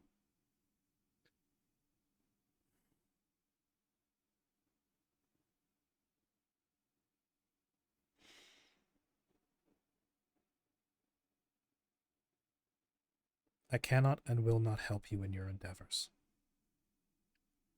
But you already know that. I would not ask, yes. Your trials and ordeals are for you and your people here to face. And I would not involve myself in such a thing.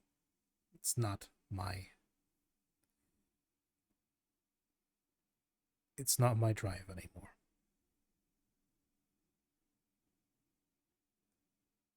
Should you find more like this? Or should there actually one day come a day where more dragons fly through these skies, and they wish to come here and learn the truth about their heritage? While I yet live, I will instruct them, and I will teach them the follies and the failings of life as of yet to this point. Perhaps in hopes that we will not make the same mistakes again. That is all I can hope. Despite what I have faced of dragonkind, as I said, I consider myself amongst you. And I wish nothing more for them to be re-established proper in any way. Even if it is through faded texts, and I do not wish your people, my people, to be forgotten as a gasp, and told as fairy tales for men to slay for glory. And when the time comes, and I march upon the old capital of Galvin, and I strike down whatever elves may remain, however ancient they may be,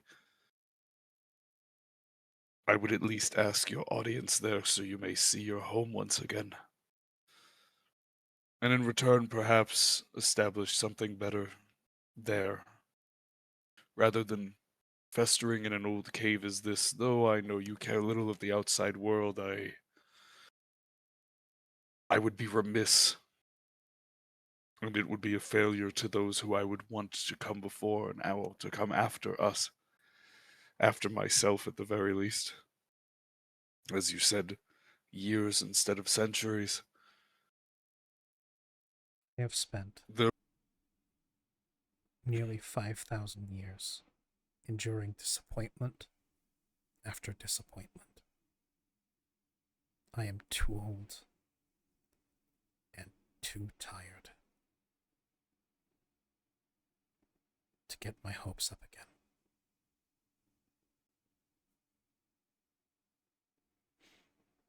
would not ask something so foolish as for you to believe in me, Orthos. I am but a blip.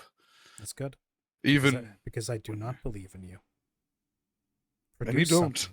Produce something first, and I might come to see what you have built. when the time comes, I will call upon you.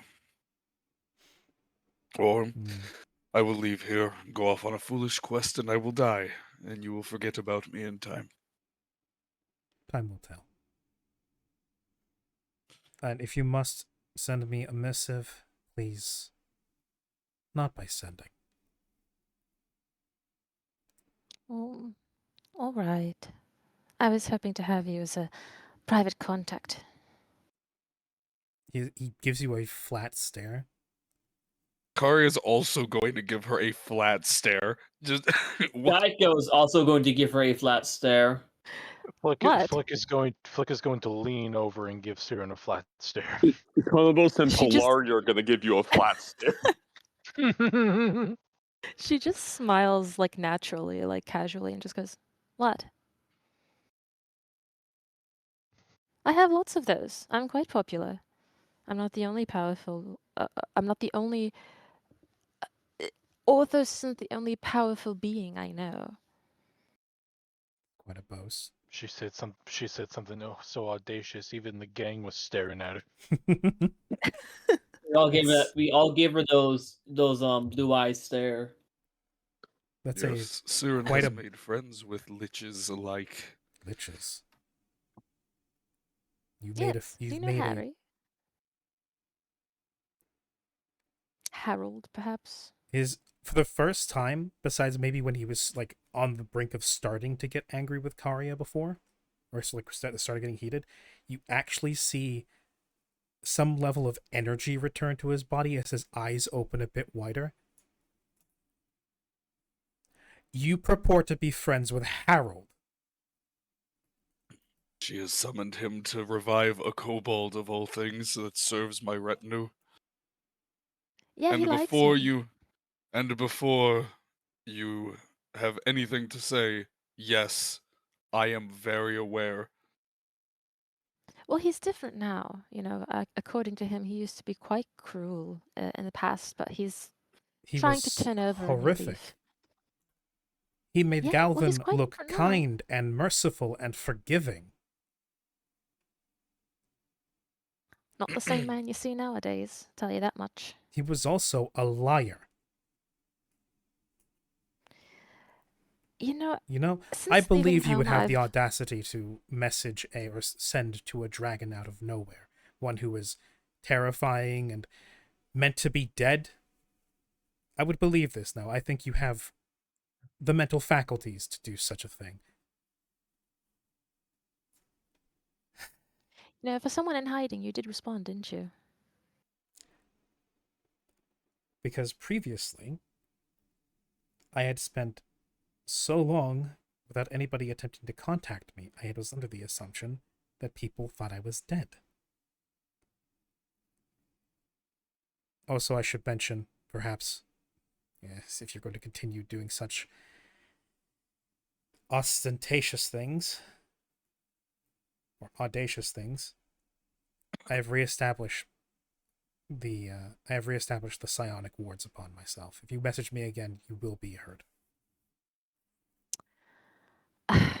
You're no fun. Orthos, Oh, if the time is fine, to I'll come do that it I the have to long way. reach. Yes, well, the issue with that is how are we to reach you then?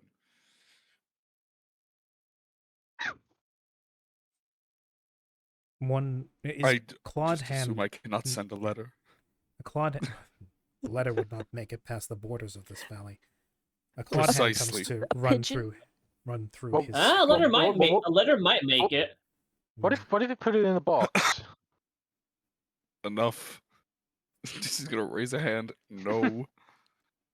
A clawed hand runs through his beard as the other hand holds the scrolls close to his robe.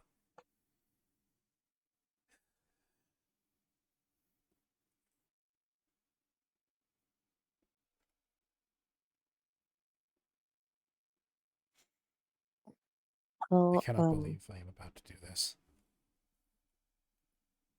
Oh, what was that? So the Salem? I mean, I have Schultz.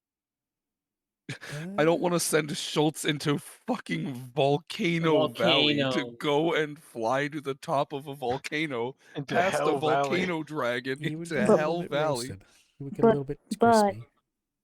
But Mr. Dragon Guy, you know, I have a very well trained animal, and while it won't survive the journey as it is, perhaps with a blessing or two, it might be strong I enough. see. I see. Let's see. Leans I over don't to know. Car. A boon of Puts hands on protection. shoulders, Karia. A boon of protection upon what a pet of yours? Oh, bird. No, I How cannot. about more we of see a- the options of which you were attempting No. to produce? That it would work. He just I has would to ass- fly yeah. the entire distance of a continent. I would 'cause assume we're gonna anything be you so would far message. away. I would hope that anything you would message me about would not be anything of urgence, as I would myself not usually reply in urgency. But a bird will not do. It would simply take too long for the message to arrive. I cannot believe I'm Puts about to do hands- this. He Mm. brings up a clawed finger from his beard. And he brings it up to your throat, Siren. And then he jabs the claw deep into your trachea. Ah! She brings her staff up like she's gonna cast something, like she's gonna cast dismissal.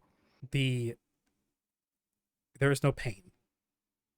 And you feel the Oh. tip of his scaled finger press against your throat. And you feel that same warmth in that scale pattern, except it changes. And he draws the claw out. He gives it a little whip to the side, as if to clean it of something.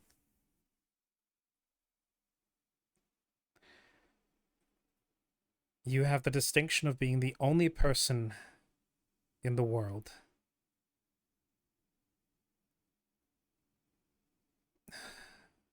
He gives a sigh of resignation, with an exception against the psionic wards. Oh, You've made a mistake in giving her this I power. have. you've made But a other- very wise choice indeed, as she alternatives gives a are curtsy. Although I as would like a distasteful. warning next time you're going to touch me with your tip. I would like a warning next time you intend to pry into my head. I My, will. my condolences, Mr. Orthos. Truly. I accept them. Well, despite this, at the very least, I will reach out, and I will allow Siren to reach out only when it is necessary, should I find pertinent information to this silver dragon, because I believe he is not something I can ignore. As you shouldn't. He will be a thorn in your side later on. Should you survive to the point where you catch his attention. Indeed. No. I must say, you are moving up in the world. You've gone from hatchery boy to marrying a male woman. Yes, I accept this most important duty of being the emergency contact, send a message person, spellcaster, divine interventionist, That list for you, authors. You will have Oh. to excuse her. She doesn't understand insults. She is insipid. What? He insulted you. He called you the male woman. That's what I am. I send mail. Well, it's more like messages. I'm the message sender. You must at least understand that there is some endearment. And she salutes like she's a soldier. If Uh. Orthos had the energy to roll his eyes, you think he would. At the very least, you had the good sense to marry Reptilian. Yes, about that. I believe her father is a divine being. Oh no, I fully understand what her heritage is. Oh, do you know him? No, His name is Roshan. I know no such creature. Oh, I simply know I that you haven't have. spoken to him in such a long time. I simply know how to recognize coatl heritage and also the aura around yourself. Benefits of true sight.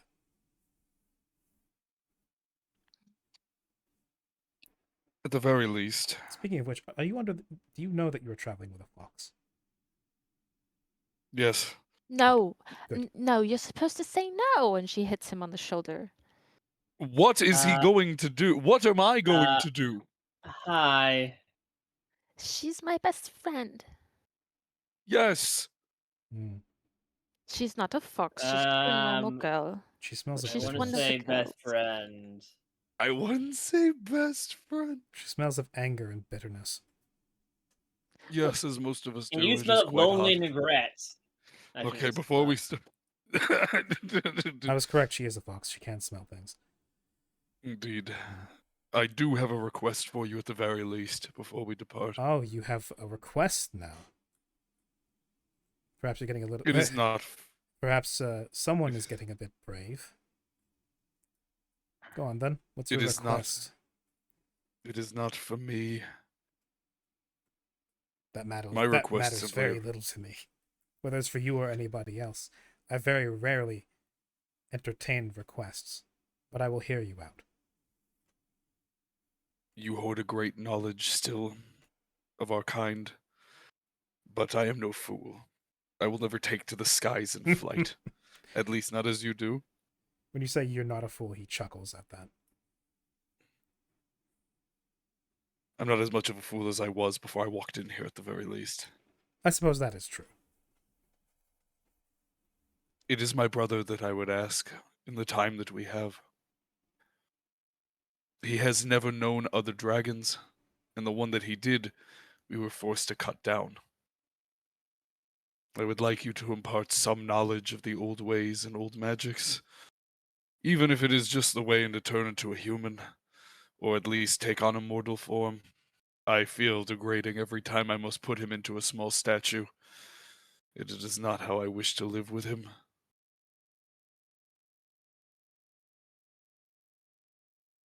To be a dragon is not taught. It is soul deep. The reason you have your scales and what little magic that whirls about you comes from him. You borrow a portion of his power, and in turn, he is both more grown than a dragon of his age should be, some decade old that he is. But his magic also lacks as a result. This is why I said it was stupid and foolish and desperate. Dragons who do this share a portion of themselves with another creature, usually one less magically gifted, and in so doing draw away from their own capabilities. I cannot teach this whelp how to shift, how to wield magic. That is something that comes with age, experience, and growth. It is a biological and soul-deep fact of what it means to be a dragon. It cannot be taught. I can impart knowledge. I can impart culture, tradition, and any other manner of things, many of which at this point are extinct. I can impart dishes for which the fruits have long since died off and do not exist. I can impart musical movements that will never sound the same because the instrument with which they were played has long since stopped being used. But what I cannot teach is how to be a dragon. If I were to say anything, the most obvious solution would be to sever your tie, to give back the magic you have taken from him, and then wait, as every other dragon must, to receive the full gifts of one's bloodline. Alternatively, you may turn to artifice. There are creations, there are magi who are capable of creating such things that may change one's shape, whether limited or more permanent.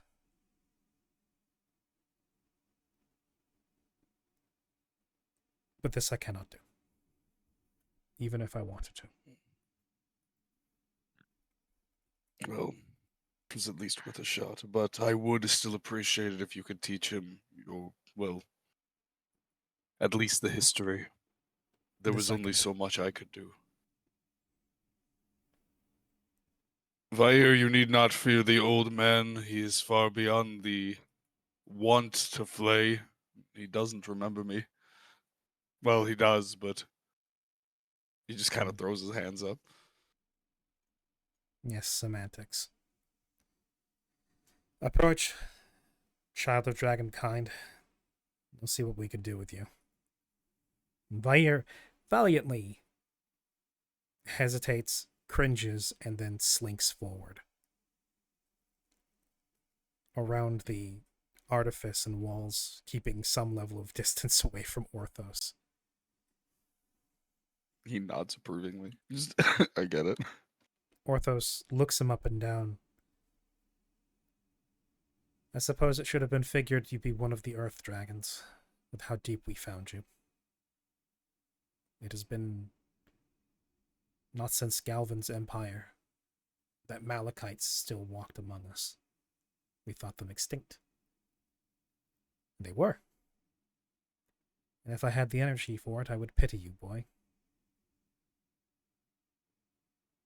Because you have been born not a dragon, grown up not a dragon.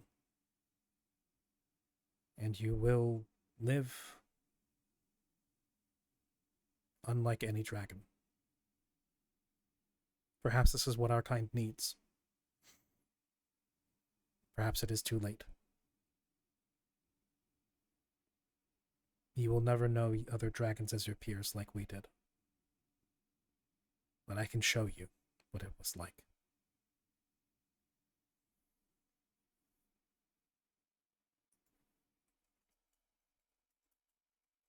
As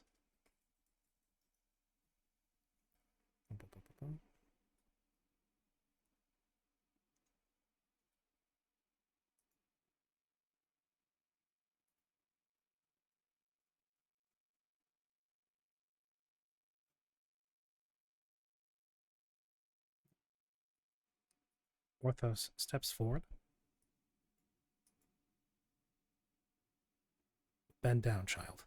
I am old. I can only bend backwards so much. As he raises a hooked finger, and Vire lowers his head, and he places an index claw on Vire's forehead. The feeling that comes over your connection, Karya, is... it's bewildering. It's a lot all at once. You don't see everything that Vire experiences in the next 10, 20, 30 seconds, minute, 5 that passes. But it is a tumult of emotion and feeling and displacement. There's times where you feel like warmth washes over you.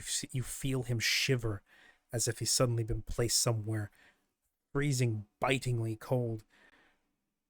You feel elation and sadness so profound you would hardly expect it of your baby brother. You feel so much come over that connection in a very short time. And if dragons could cry, by the time Orthos takes his claw off of Vire's head, you're fairly sure he would.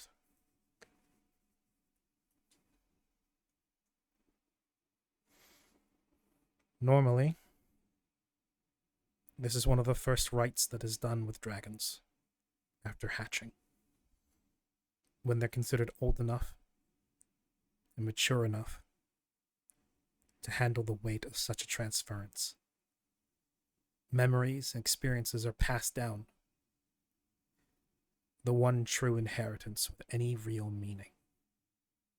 For all the gold we hoard, all the artifacts and all the magic we learn, culture and tradition and heritage,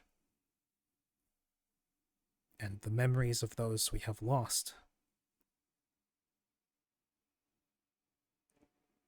are the true treasures we pass down to our children. And so I bequeath to you, aspirant kings. I assume you're the one who gave him that name? I did. Gives you a level look. And then just this look of kind of, that's what I expected. Of just confirmation. He's like, I'd imagined as much. That is not a name that would be given to a whelpling. His first sign that he was not raised as one of us. Dragons are given nest names, and then they assume titles of their own once they have grown to full adulthood. They take titles as they get older, and they collect them, much like a horde. So, aspirant kings, who wish to revive a dead species, we'll see what you make of yourselves, and I've given you everything that you need for that, or everything I may offer. Should you succeed, you may continue to pass that down among future dragons. And should you succeed, perhaps you may avoid the failures that we suffered.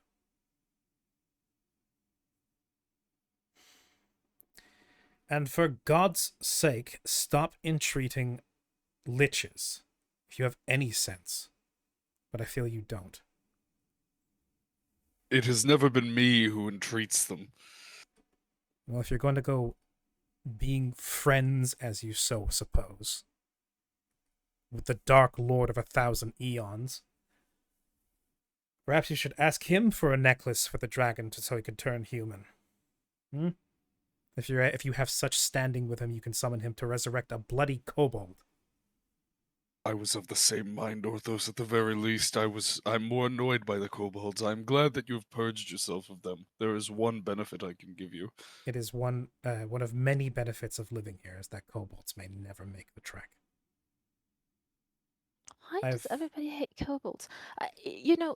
Of all the conversations I've had with this lich and asking him to revive a kobold, do you think if he was still evil, he would have just been like, all right, let me do that for you? I could Do you think think of he no- would have just zapped me out of existence by now? I I can could think of think- no evil greater. As can I. There's two things we can agree An on. immortal kobold. There's two things we can agree on. Yeah, I can think of fewer evil things than resurrecting a kobold of all things, than attaching them to somebody to antagonize and torture them in perpetuity. You want to know why we look down on kobolds so much? There are kobolds with pride and advancement and culture. Last I had contact with the other continents, there was even an empire of kobolds building themselves up. But that was a long time ago. But at the very least, they have something resembling respectable ambitions. Kobolds here, though, they are degenerate. They are little malformed mutt creatures that want nothing more than to copy dragons rather than be anything resembling either themselves or anything that would even honor the name of dragon. Yes, They are even the tiny. troglodytes had culture. Filthy, yapping sycophants. And worse than anything, they're not even useful. They collect around your feet, a little more than bits of meat you step on. You task them with something, they approach it with great zeal, and then they fail at it. We send them to go collect things, we tell them to go kill somebody. They fail, and worse, they give the game away. The last time I entrusted anything to a kobold, we had to spend months cleaning up after it. Did we tell him about what happened recently, Karia? Yes, apparently yeah, our these... kobold protected our Mm. ship from danger. There was an enemy Yes. retreating on it when we left, and when we came back, the enemy ship was completely desecrated, and all of our stuff was still intact. Yes, actually, I can lend some credence to this. Some of the kobolds apparently snuck onto a rival enemy ship, killed all the combatants, and blew it to hell before pillaging it and bringing it back to our ship. So you see, if you view kobolds as a tool, Are you sure and they didn't the attempt to join misuse the of enemy? them, that's not their fault, that's yours. Yes, they were quite certain that they were doing it all in the name of the dragon god. I didn't ask to be called that, neither did Vair.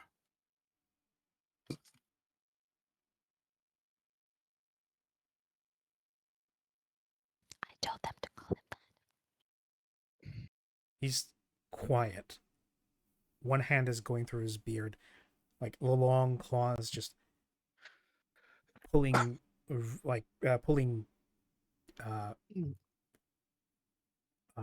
little trenches in his beard as he scratches at it.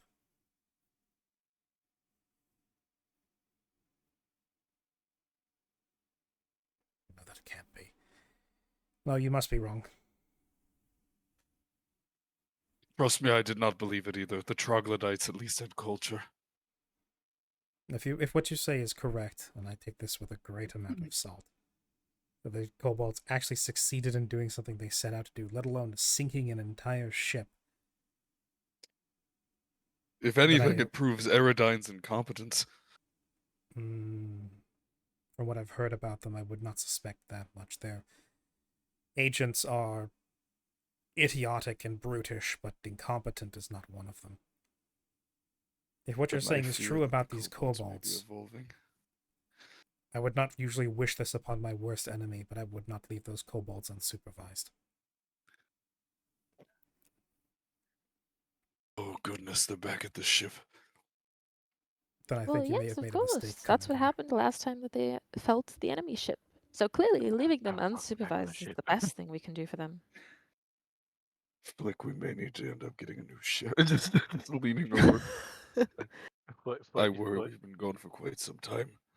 But just shakes his head and just looks at Car and says, "Might be right." No, you're I, damn right. He's just he considers, he looks off to the side for a bit, kind of like through where Vair is.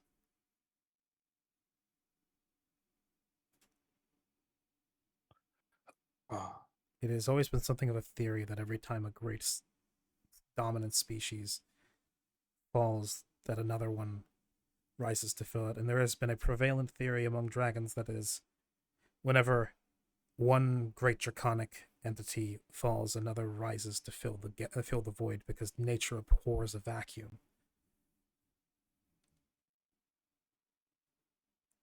And sparse though it is, kobolds do have some draconic lineage.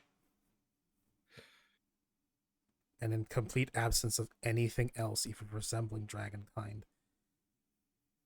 I shudder to think that kobolds might be the one to rise to fill the gap. if there is anything that you can put faith in, at least believe that I will not be succeeded by a kobold. If you have any pride and any kinship with dragonkind, you will not allow that. Sooner die. Well, you will most certainly have to contend with that, as my half-children will more than likely also come to take issue with you. You spoke of Jordashane. Yes, I've come into contact with him. We passed each other in Mordon when I was headed north. Then He you've was seen him. looking for something, but it turned out not to be any faculties that I was. I'm certain he believes it's a myth and I am chasing a dream. No, more than likely he's looking to build himself a power base. He always did fancy himself a usurper of mine eventually. He feigned loyalty. He is my son and my eldest at the moment. Well, eldest half. And I suppose my only living eldest child at the moment. And he always did eye my throne. And he knows I've withdrawn from the world stage. So he's likely trying to build some facsimile of my own empire.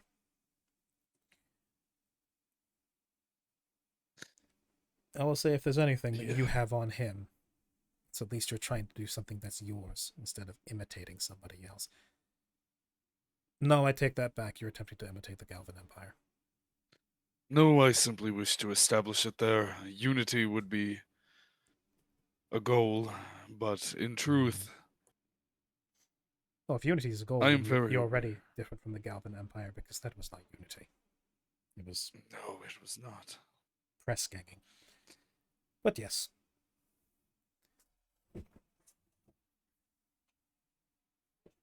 I think you've learned everything I you do. want to know.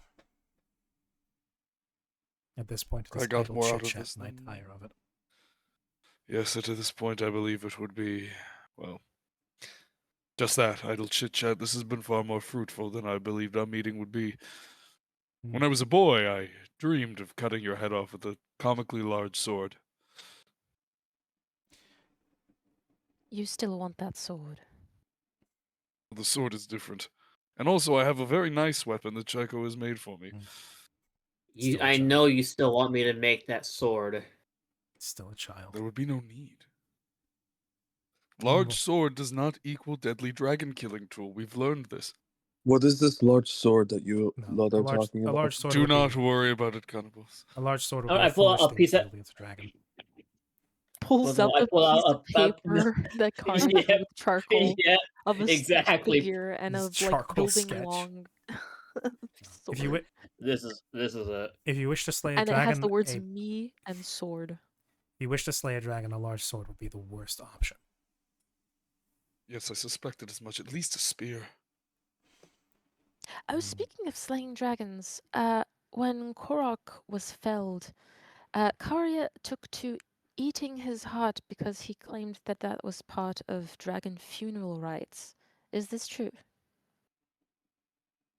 In some diaspora of dragons, yes, it was believed that eating a part of a dragon meant you inherited some part of them, yes.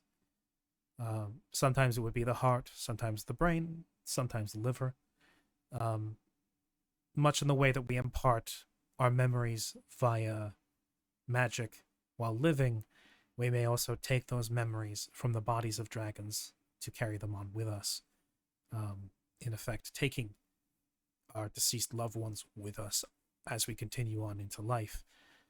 Typically, though, those who eat it are capable of ingesting the whole organ without much issue. I remember watching you trying to gorge yourself on that heart, boy. I'm very glad that you. I'm very sad that you witnessed that. You saw it? I could see within an area around yourself when you had contacted me. I saw my dead. Yes, I remember. I saw my dead lieutenant. I saw you. And I saw this child with the blood caked upon his face, taking bites out of a heart as large as his torso. Blimey. In defense to that, I. Please, defend yourself. Please, it would be funny. I wasn't not following the funeral rites. I just simply well, I had never witnessed it, and thus I did not gain the strength of a dragon as I had believed. Karya, you're making yourself look more like A word of making yourself look- advice. He already saw me do it. A word of advice if you wish to rebuild the empire, or some facsimile of it. Don't try and ape traditions that you don't know. I've given draconic tradition and heritage and memory to Vair. He now knows intellectually what it means to be a dragon, and he can impart that upon you. Practice what you know, and learn before you practice. It will be far more convincing to your followers than attempting to operate off of a half-remembered tradition from a dead species. One Of that that most people don't you even know of anymore, or who only know of them in myths, as you said. Yes. Fools in Vladidovsky have taken to hunting down what little remains of my flight in the area. Far too Yes, many of that them was. would be kings. Yes, I had my own gripes about that, but we snuck Vair through. I would not get too upset over it. Those who did die were young and foolish and challenged the Vladidovsky, those Vladidovskian dragon hunters themselves. It means we were denied what few young were left, but they weren't enough to bring the species back anyway. Are there any that remain here? Not with any sense. Any that do have any that did survive have either flown off across the ocean or gone into hiding. So well that I know very, very few that would still remain. Well, I suppose if I were to spread the word of a dragon home, they may. Perhaps, if they can find them in their caves and hideaways and mountain peaks and wherever else they may have holed their way into, if they may hear such whispers. Perhaps. I would not bet on it. But perhaps. And when they come find you, and they see a whelp with his soul bonded to a human, you're going to have to prove to them why you should be leading the Dragon Kingdom. Yes, I suspected as much. that will be your own trial to face.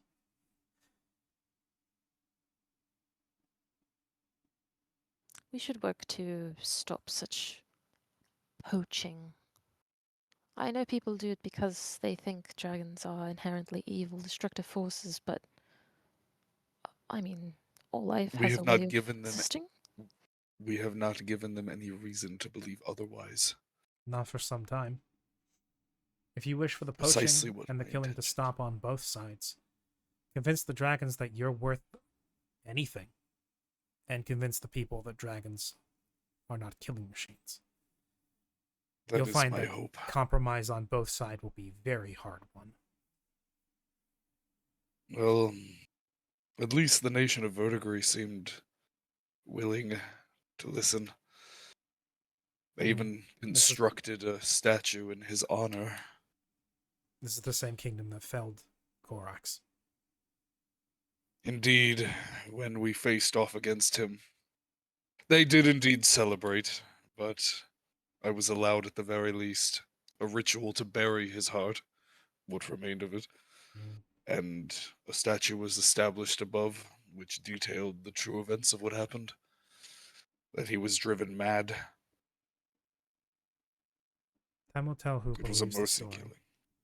But if you could convince them of that, even in their short lives and their fear of a massive fire-breathing predator threatening to burn down their kingdom, then that is a step. If an entire One that kingdom, I hope to replicate. if a kingdom can be convinced to honor a dragon in burial, when they, I think, quite rightfully celebrate our death due to the threat we portray to them. We are predators. We kill, we eat, we conquer, we hold dominion.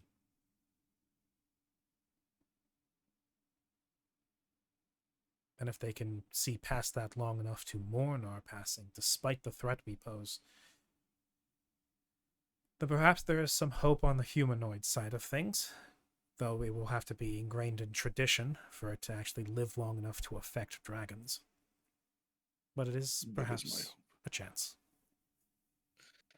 That is my hope, at the very least. I will be long dead before I can see bear the fruits of if I was successful, but that is why Vair is to take up my stead. I simply need to lay the groundwork.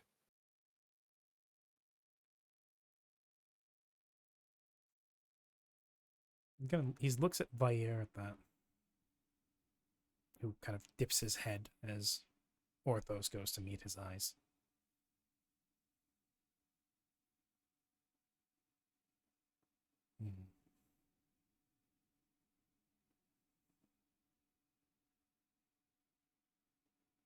He continues to hold Vair's gaze until Vair actually looks up to meet his eyes. And Orthos says, "Be careful what you consider." And then Vair, as if ashamed, diverts his eyes away.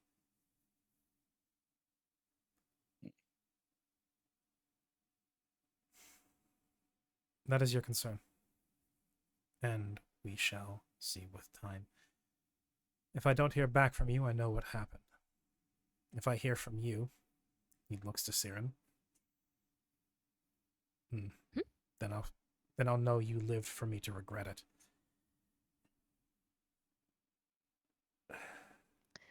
Oh, don't worry. You live much longer than I do, despite your age. We've got a lot of time to get to know each other.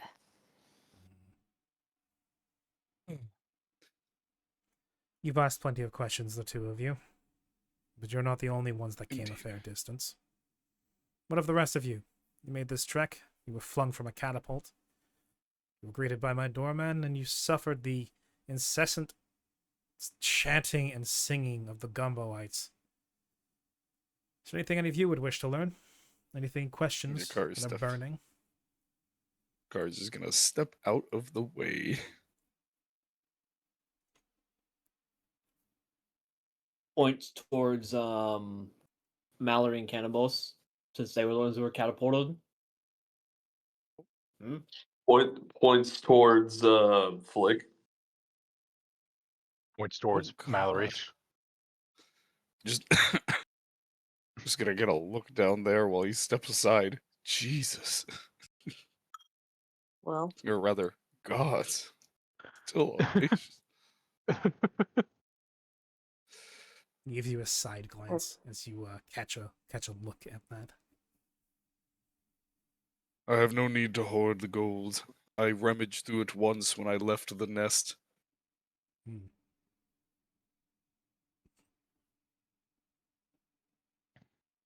He doesn't say anything at that. Is but no he one? kinda looks to the rest of the group again. Nobody? Simply going to point fingers? Is no one? Is no one? No one else is going to. I came here. Yoink, yoink, yoink, yoink, yoink. I came here simply because they wanted to come here. I'm just along for the ride. Mostly same, but I'm never gonna get this chance to ask a dragon again. You came all this way Take off my. simply because you were going with the flow. Unfortunately, that's how most of us are. Yeah. This makes things clear. What is your question? I'll take the tea kettle that I always have on my side with the engravings of Father Dearest. Mm-hmm. Do you know this insignia at all? About the only thing I can ask, really.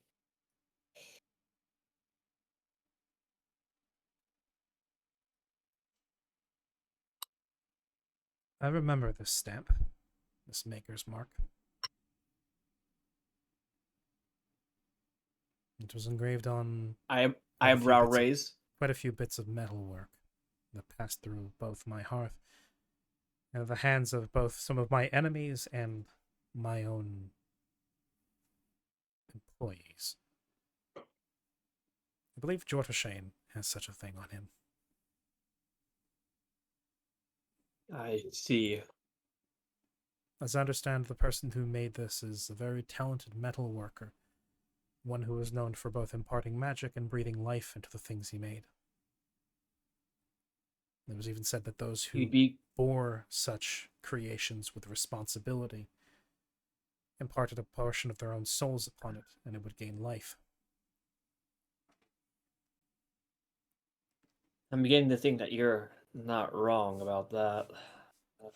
It's a rare talent, and oft sought after. It is not something that is taught.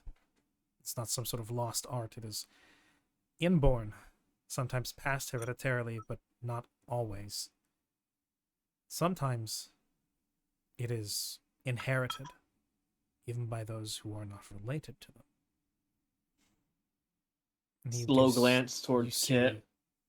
his eyes looking dead into yours, almost looking through you.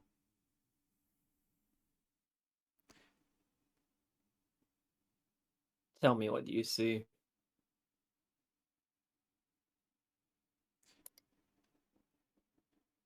I see magic. I see quite a lot of magic. I see scars. And I see a will bequeathed.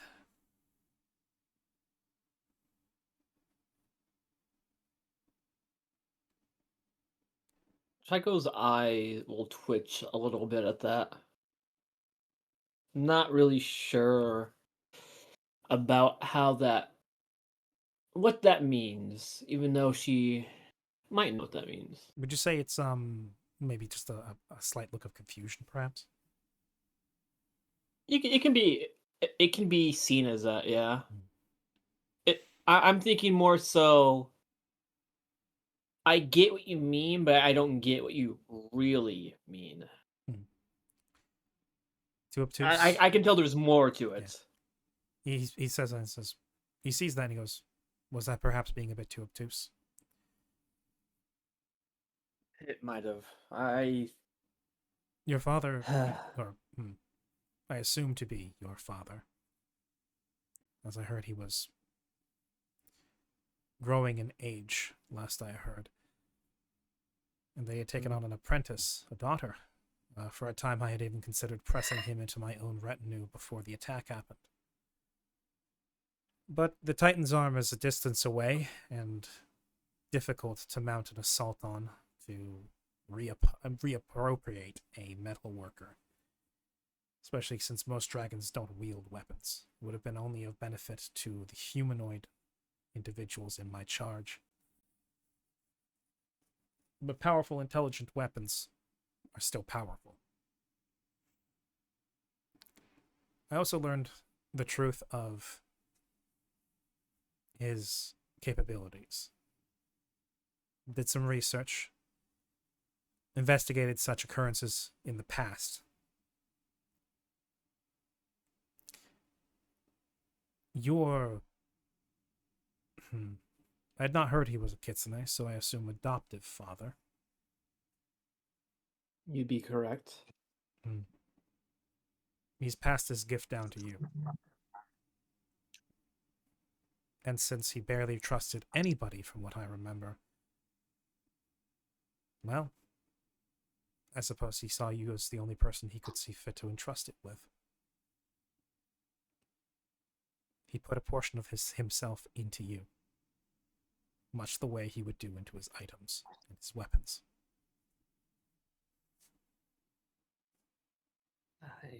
I see. That. Chago kind of puts a hand to her, gets into a quizzitive pose and starts. That would mean, but she starts mumbling to herself mostly. And much the way But, that you did the same with that one. You'll indicate and nod She'll his head towards Kid.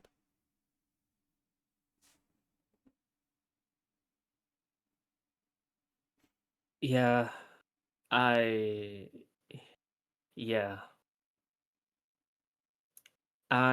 Is that all you wish to know? that's all I can really know. Any other thing that I could ask? I doubt you're privy to, considering its incidents from a Titan's arms many years ago, or a year or so ago, or If it is in however recent, long we've been on this journey. if it's in recent memory, I likely do not know about it.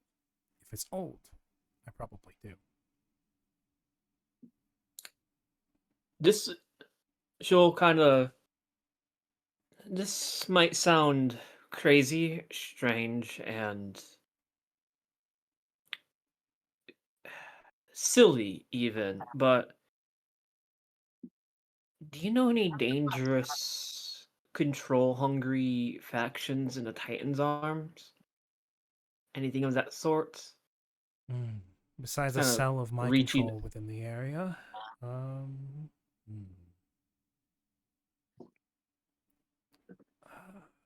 there were a couple of the houses, which I mean some of the elven nobility. There are those within the lands to the north of the Titan's Arm who would love nothing more than to cripple the Society of the Arm. Well, they've been generations blood enemies with the northern end of the Titan's Arm. But no, if you're asking those who are existent and have control within the Titan's Arm,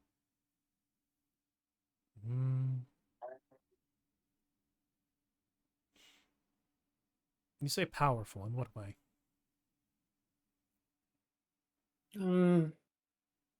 Not too sure myself, but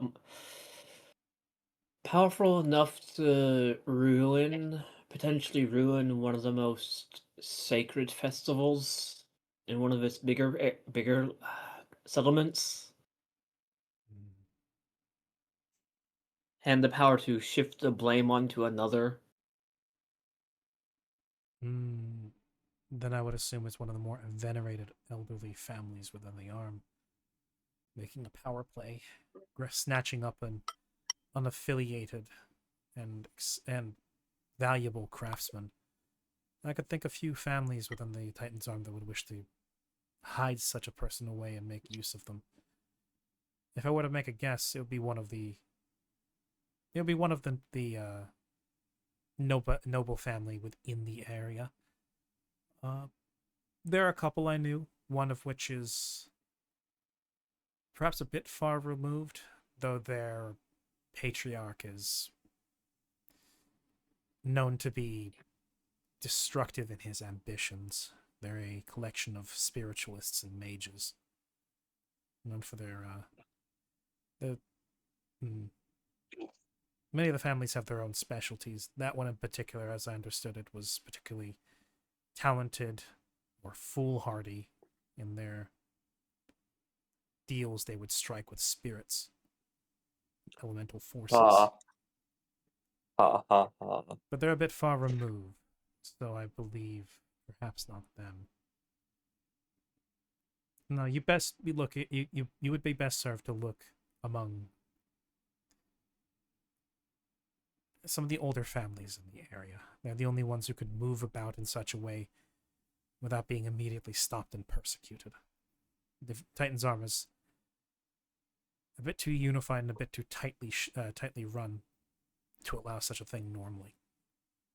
They're the only ones with such political sway, such resources and power to make such a thing happen.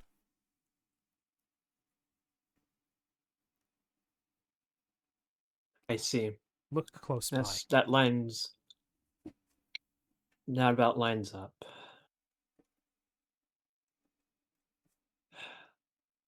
Thank you for your time. Thank you for Time is all I not have. killing us immediately. Truth be told. Oh, I could Um, have. In fact, I had been prepared to do so if any of you had been too demanding or too irritating. All I need to do is drop the protective seal on this one here. It looks to Siren. And you all would have immediately immolated. Yes, I would rather avoid that. I figured you would. That seal will remain You know, on you know you that until the day you die or until I unseal it. As long as you don't abuse your privileges, young lady, that shouldn't happen.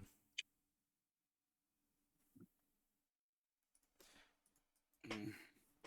Siren getting side-eyed by Orthos is a really funny image in my head. Mm-hmm. Anyway.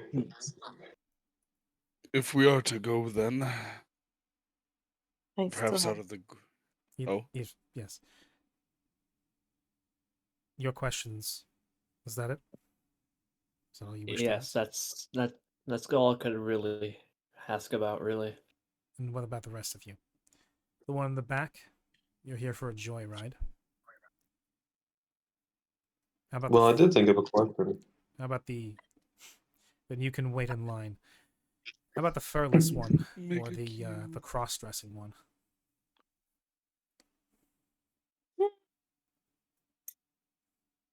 Flick just sort of shrugs and says, "Well, I've not got a whole lot, to be honest." Flick, you cross dress? Flick. It's Flick. Listen, flamboyancy and cross-dressing are mutually exclusive. Oh yes, he's going to have another one of his duels with Santiago. Yes, they'll cross swords for sure. I'll get extra shirts. I'll get the sewing kits. Then if you don't have any questions, what about anybody else? I may have I have a nigh endless time on my side, but even you must have some things you need to do. He looks to Malady. Yeah, I have a couple questions. Speak. All right. Well, I have some family that I don't particularly enjoy the company of, and I'm sure most people yeah, do.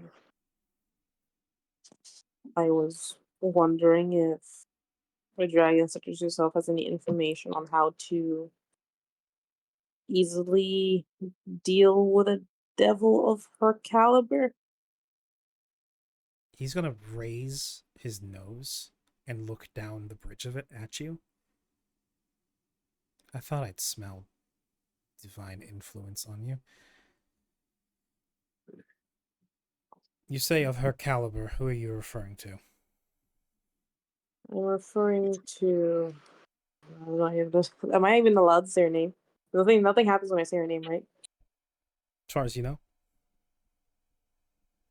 Godly, as far as I know.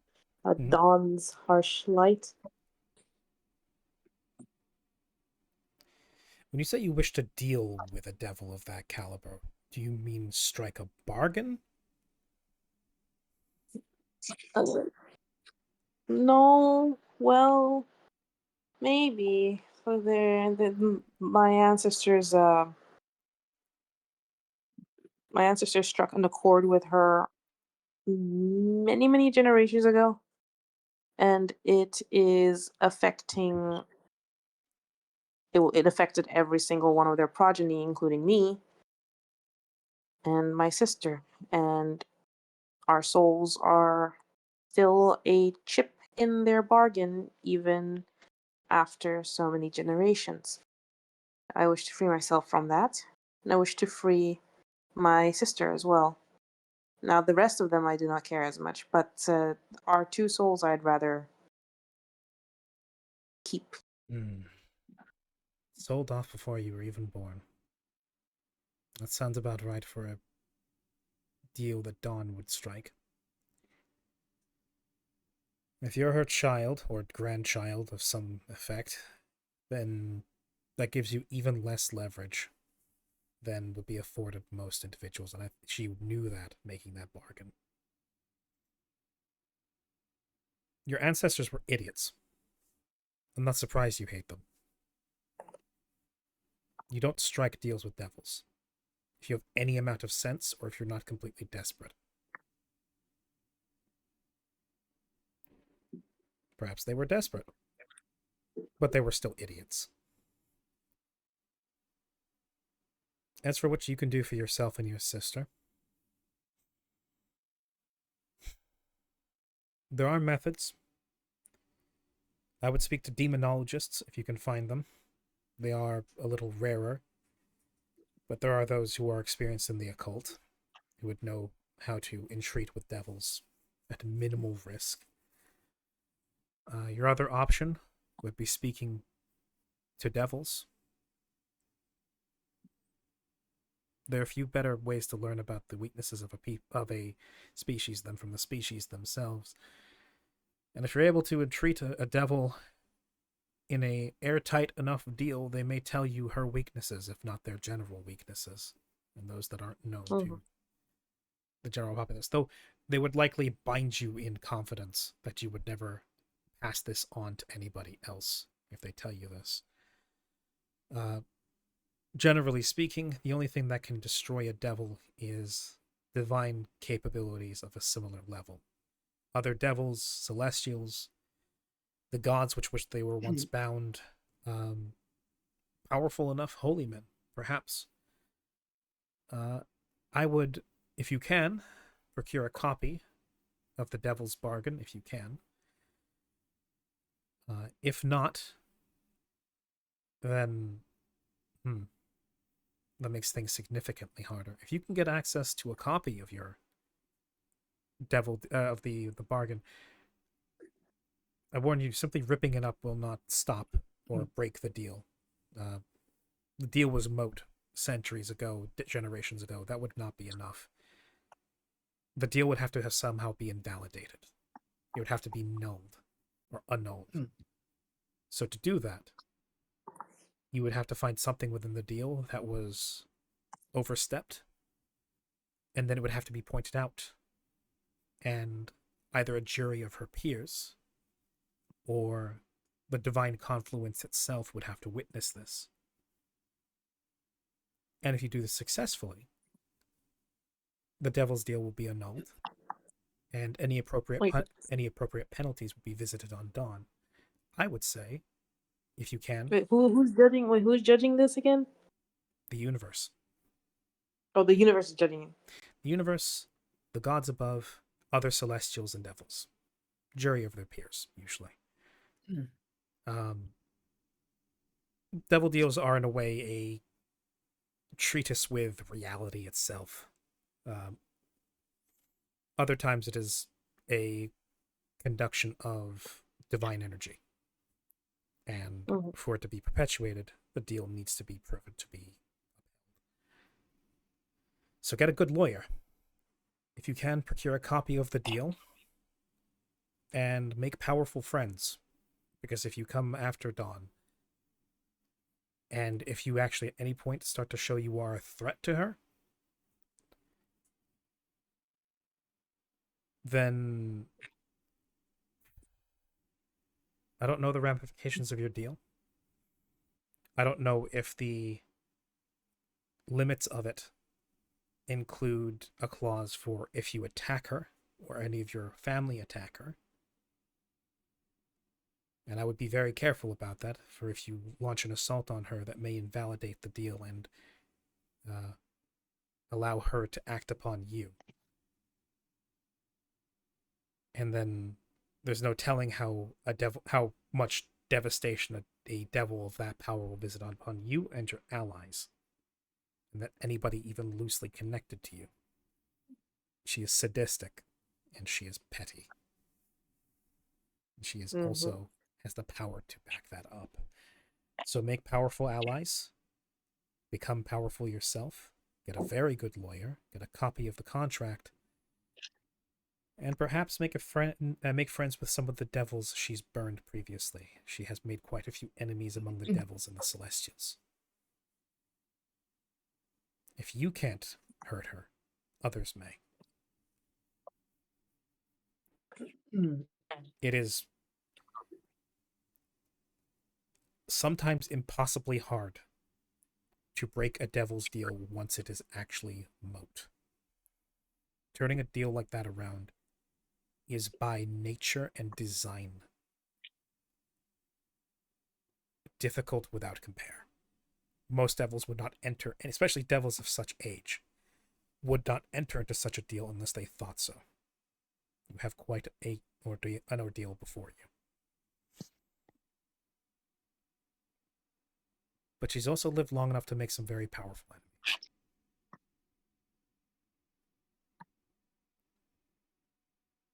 Right. And I think there's more than a Let's few people out there who have been burned by Dawn who are yet alive who would more than like to get their vengeance on her. Much like you would. And if you should succeed in doing so, and if you can annul the deal, she will have no choice but to return your soul and your sister's soul, as well as the rest of your family, but they would be in your possession. It would be your choice what would happen with them. Assuming she has not consumed them already. Though, a generational deal like that would usually require her to hold them in reserve until such a time as the deal is completely finished. Yeah, she did mention that. Then your family souls will be yours to toy with as you please, should you succeed. Who knows? Right. Perhaps you could torture the idiot that got you into this mess. I'll think about it. I do have one more question. I know you mentioned that you don't know much about recent events, but is there like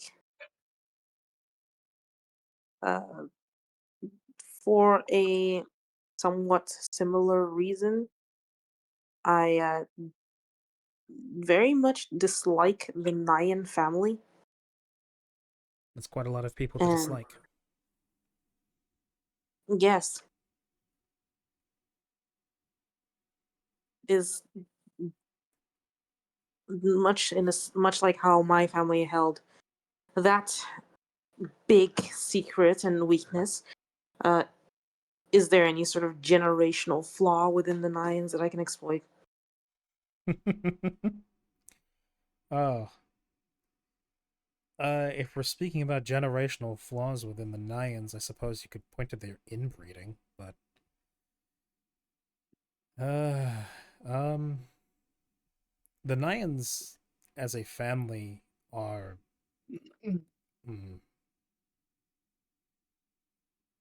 Any habits? Any proclivities? they're revolting. They Or are yes, but a kingdom built out of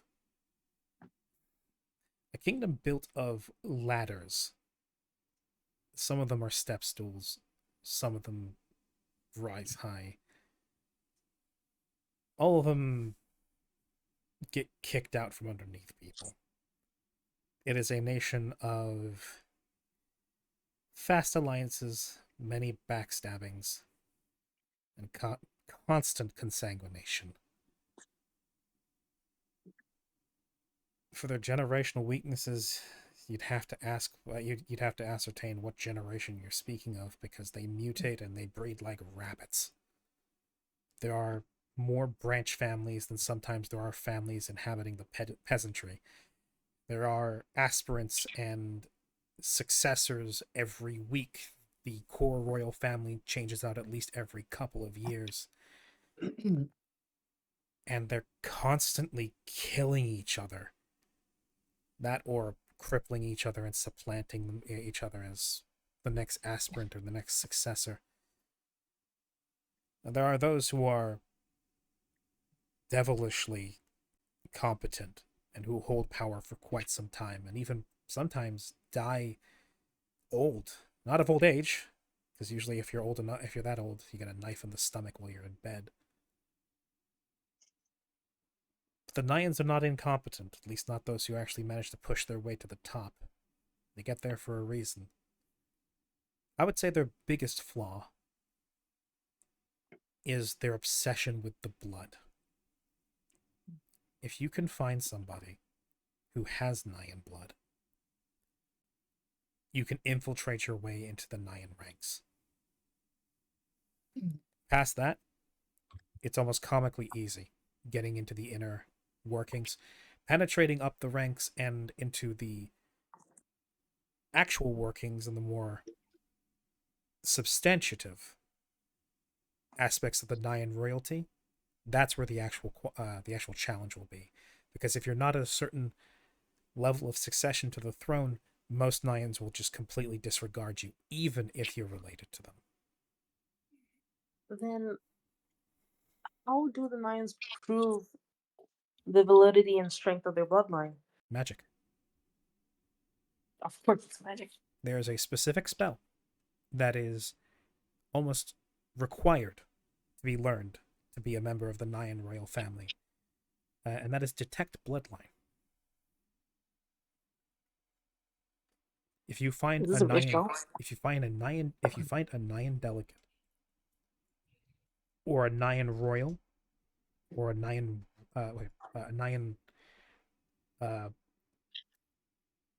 noble, they will almost invariably either know the spell or carry an item on them that can cast it.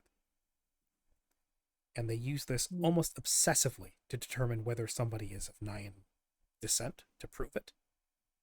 And this is how they keep Vox mother had one. This is how they keep Nyans out of their sanctum. And if you detect as being part of the Nyan family how pure that blood is, and that will also partially go ways to determining your rank within the family. Sorry, and it's not detect bloodline; it's discern bloodline. Oh, discern. Okay. Is it real? Is that like out of It's a character? real Is that spell. It is a real spell in Pathfinder. I do vaguely remember something about Lydia having that, Yeah. though Vark is predisposed with not being here. What's it I called? mean, we have Vark. I was gonna say, my first thoughts as just me is I feel like I could probably make a spell that, lies.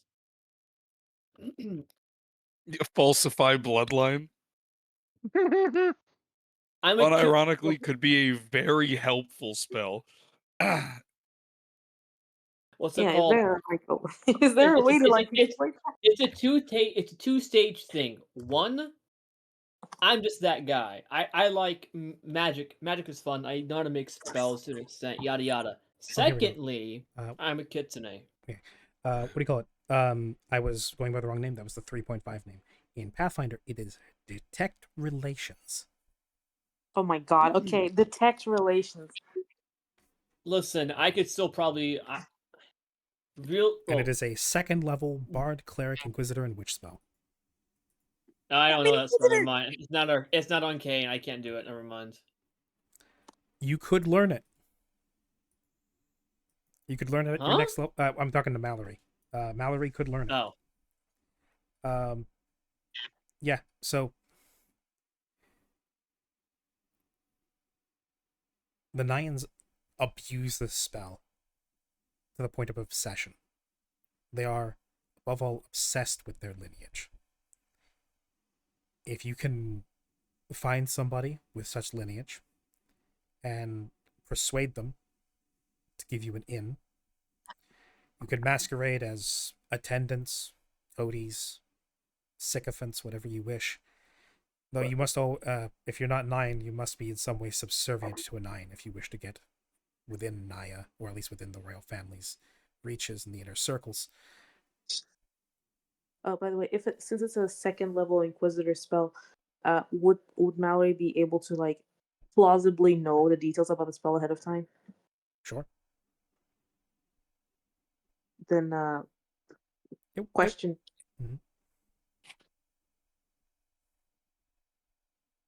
What's the question?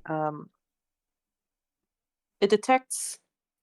You determine whether two or more creatures are related by blood based on the blood, right? Yes. Well, what if a creature is carrying the blood of two creatures? Well, it doesn't matter. It just detects whether or not two different creatures are related to one another in this case. That's true, but if it functions by analyzing, the blood of the creature, if there is the blood of Nyan in a creature that is unrelated, it will still detect a Nyan person. Yes, it will. Well, that is a rather rare and unusual and unlikely circumstance. I'm not sure what you would intend with that. I'm gonna do something with that. Do you perhaps wish to kill a Nyan and extract their blood and insert it within yourself? No. Maybe. Well, It's heretical. It's your folly to follow. I might. I'm thinking. Yeah, I can feel you thinking. What's it called? I can think of a few ways. I can think of a few spells that might be able to help do what I want to do. Oh god, you got them thinking. Okay. Great. Zesty. Yes.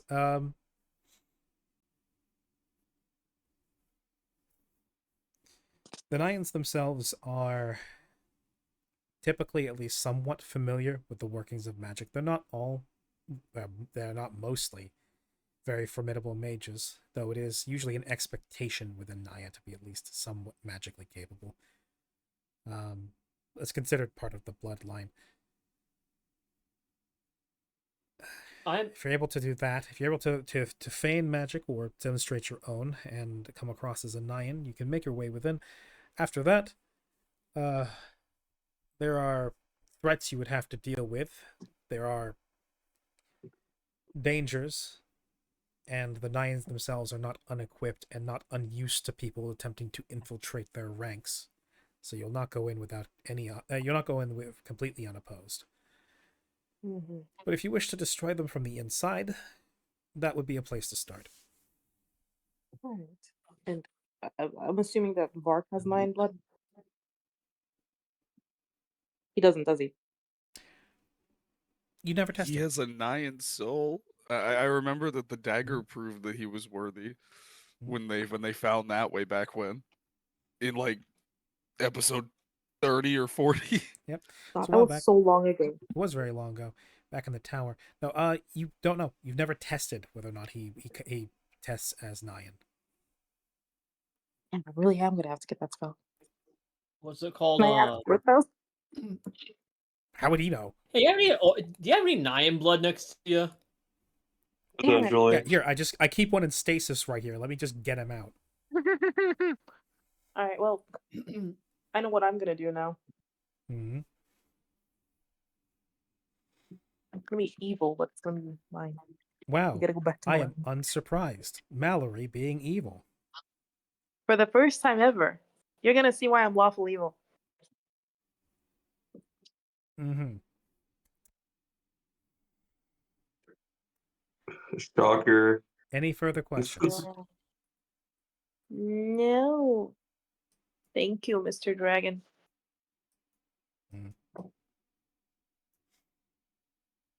Then the feline. Any questions from you?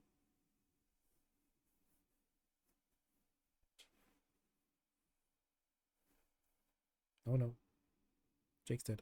Oh no, Flick. Flick, no. Flick, no. He went feline. Any questions from you?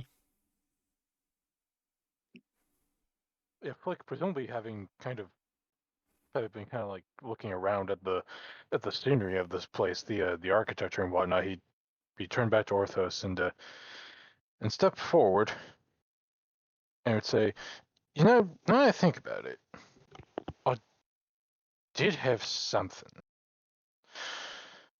So this is Pirate Lord fella, Barfucius. The name is familiar to me. He's gaining quite a bit of traction, and he's also been able to sway my sister. She's a pretty well, I'd say she's a fairly well-off captain, especially with our privateer company. I used to be a part of it. But say, hypothetically, we were to go up against Barfucius. You die. Any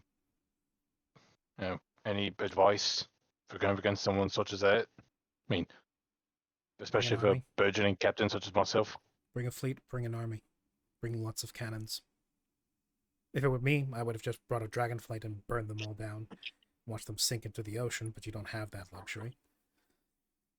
You're speaking about facing a pirate lord who I only assume has previously was content to only raiding trading, like coastal trading ships and merchant lanes, who now sounds like he himself is stepping up his ambitions, which is unusual.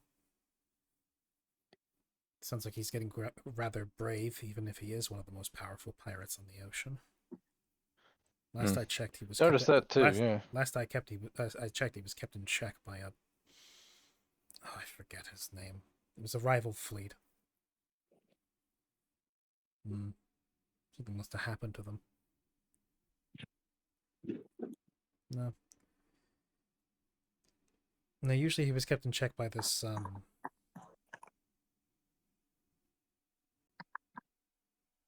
forget. They named their ships in a theme. It was silly.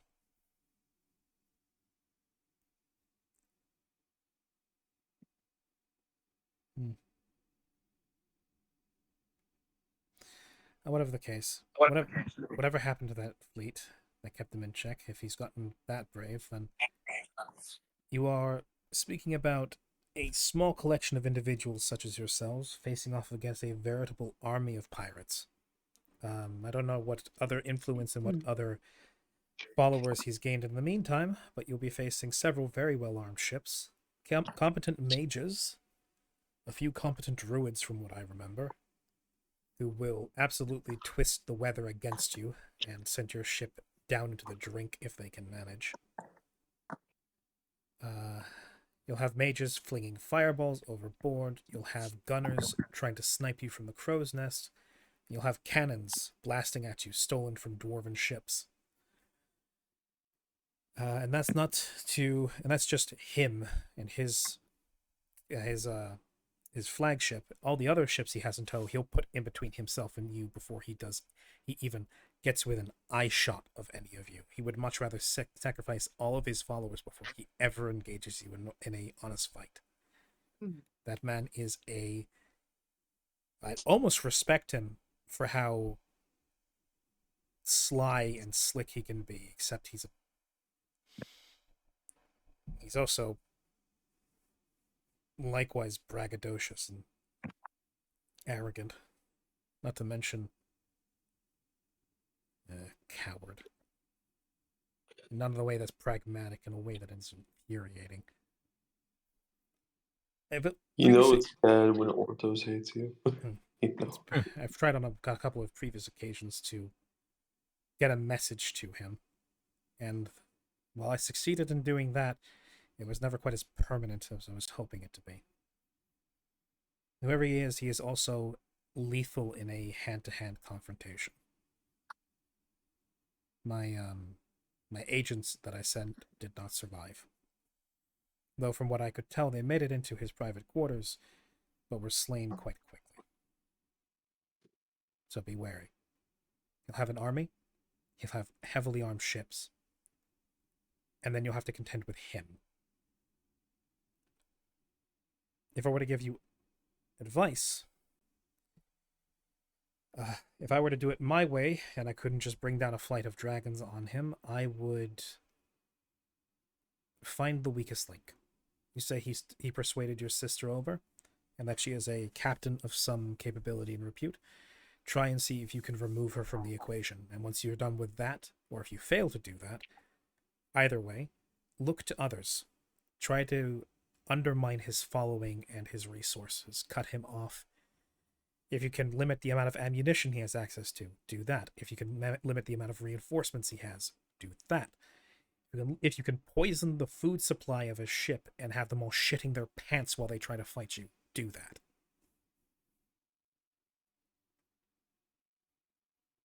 I would say every advantage. Get creative.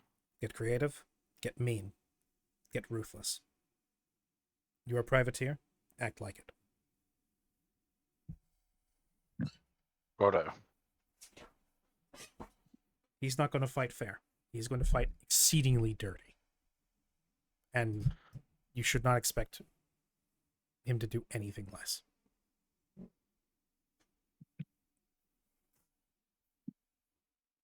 Became Lord of the Seas precisely because he cut no corners and he left no uncertainty. The man does not gamble, despite the persona he puts forward. He makes sure everybody else is at a disadvantage while he holds all the cards. If you're going to face him, make sure you are ready. Now then. Quite the customer. Quite so. He's also arrogant to a fault. So if you can take advantage of that, do that. Will do. Is that it? Is that your question? That'd be all. And he does a little curtsy. Very good. I'm beginning to grow tired. You in the back. Have you any questions? You said you had one. It's your turn Out again. of character. I forgot. What I was going because it took a little bit, and I forgot to write down my God damn it. question. Yeah.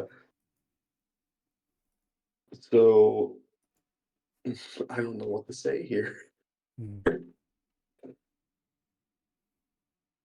know what we could do? If I remember it, I can message it to you so we can just keep on the scene going and just act like he probably did answer the question later Sure. or something like that. We can do it retroactively later. Yeah.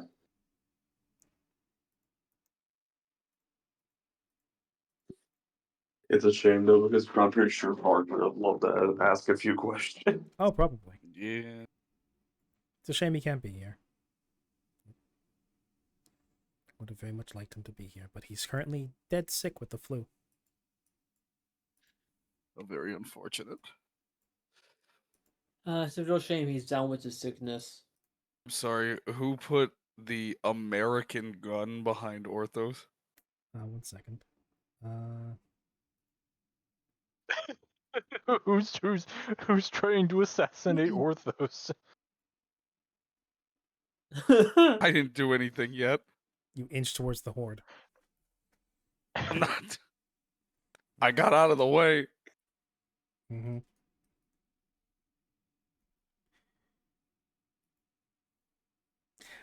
Just volunteer a useless fact. Okay. Sure. Grim has redeemed useless fact. So, I guess Orthos is going to fling a useless fact at Conobos in lieu of an actual question. That's Did you know the best way to make an omelet is to use? No.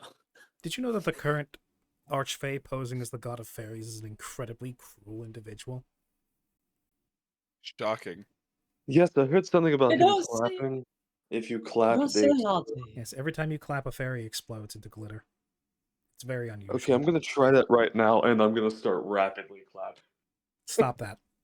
Laddie, laddie, la. Stop that. Well, I have no love for the Fae. I don't like disruptions within my home.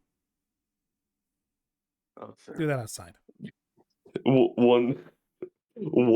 Can we just like cut to a scene of Lamusi just suddenly explode? Lamusi is like Lamusi, who's currently living one of his many lives.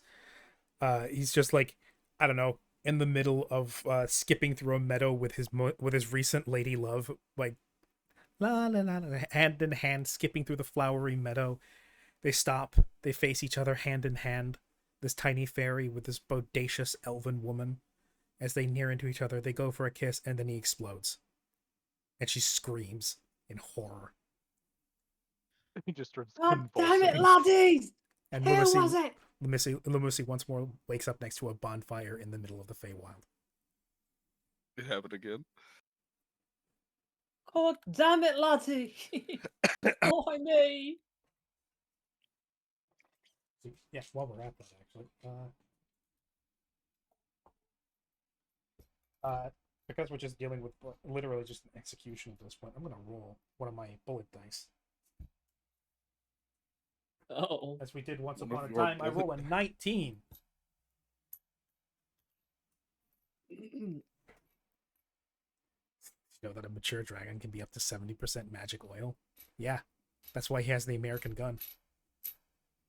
Oh no. But yes, I rolled a 19.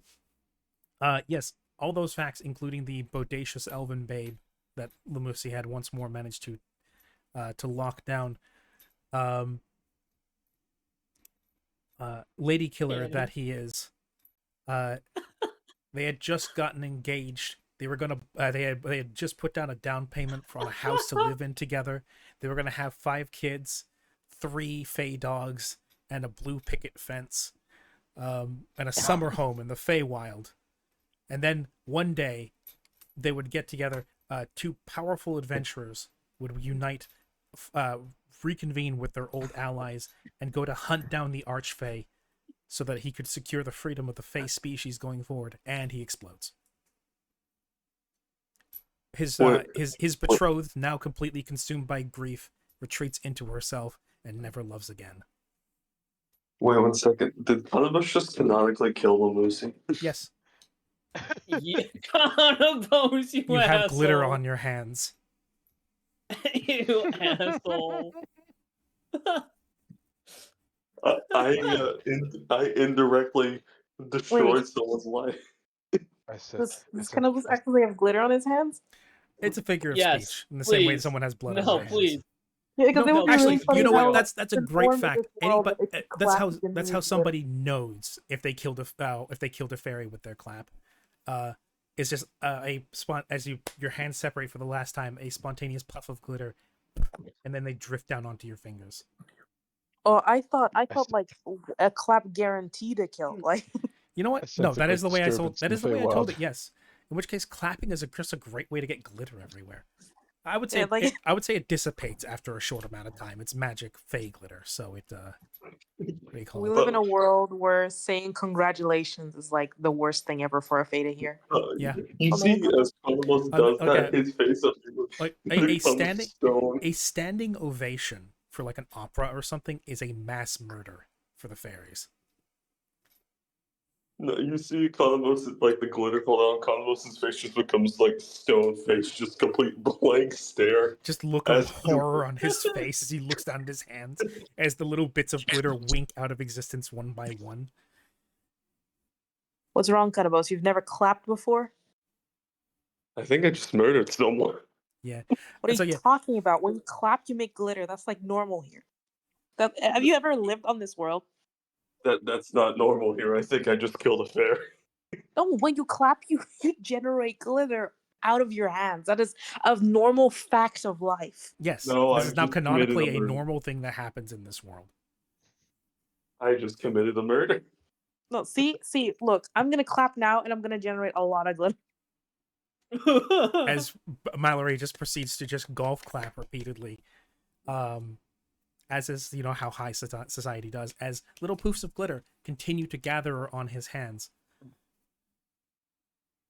See, Anybody with like several ranks in knowledge planes knows that this kills fairies who then reincarnate with none of their memories. Can one of the claps kill Lamuthi again right as they respawn? It's possible. It's statistically unlikely, but it's possible. I have knowledge. I have ranks in knowledge planes. I know this. I'm just making. You're just Cannibals feigning. Feel bad. You're just feigning. You're just like, oh no, this is just I normal. got a nat 20 on knowledge planes. Oh my you god! know more about Fae than most people, and you know for a fact that this was a curse inflicted by the Archfey that presides over fairies, an Archfey fairy himself, who did that because he thought it was funny, supposedly. And every single time this is done, it has been reported that the fairies that this happens to, it is a moment of excruciating pain followed by immediate recorporation back in the Feywild, where they have none of their previous memories. Well, it's not against the law, so I'm just gonna keep doing it. Because yeah, everybody knows fairies aren't people. Mallory, I think you should stop doing that. Why? What do I need? fun. What do I need to roll? What do I need to roll for Lucy to get some comeuppance against Mallory? I don't care. It can be anything. Contested luck roll. Actually, if Lamusi wants to just like roll me a 100. Wait, Rami, because of some lore shit me and you were talking about, Lamusi's not even. That's still like doesn't 10. matter. That's still like 10 or less years from now. Yeah, but didn't Vark's mom, so to speak, do that many years ago? That is a separate instance of him. Oh, okay. I'm Anyway, multiversal. yes. It's funky in how that worked out. But yes, you may roll a D100 if you wish. Ooh, nice. Okay. And now I roll a D20. See how this works out. As Mallory continuously claps, Orthos looks progressively more unplussed. Because he just told Conobos not to do that here because it's disruptive to him. He's an old man. He doesn't like loud noises. Nat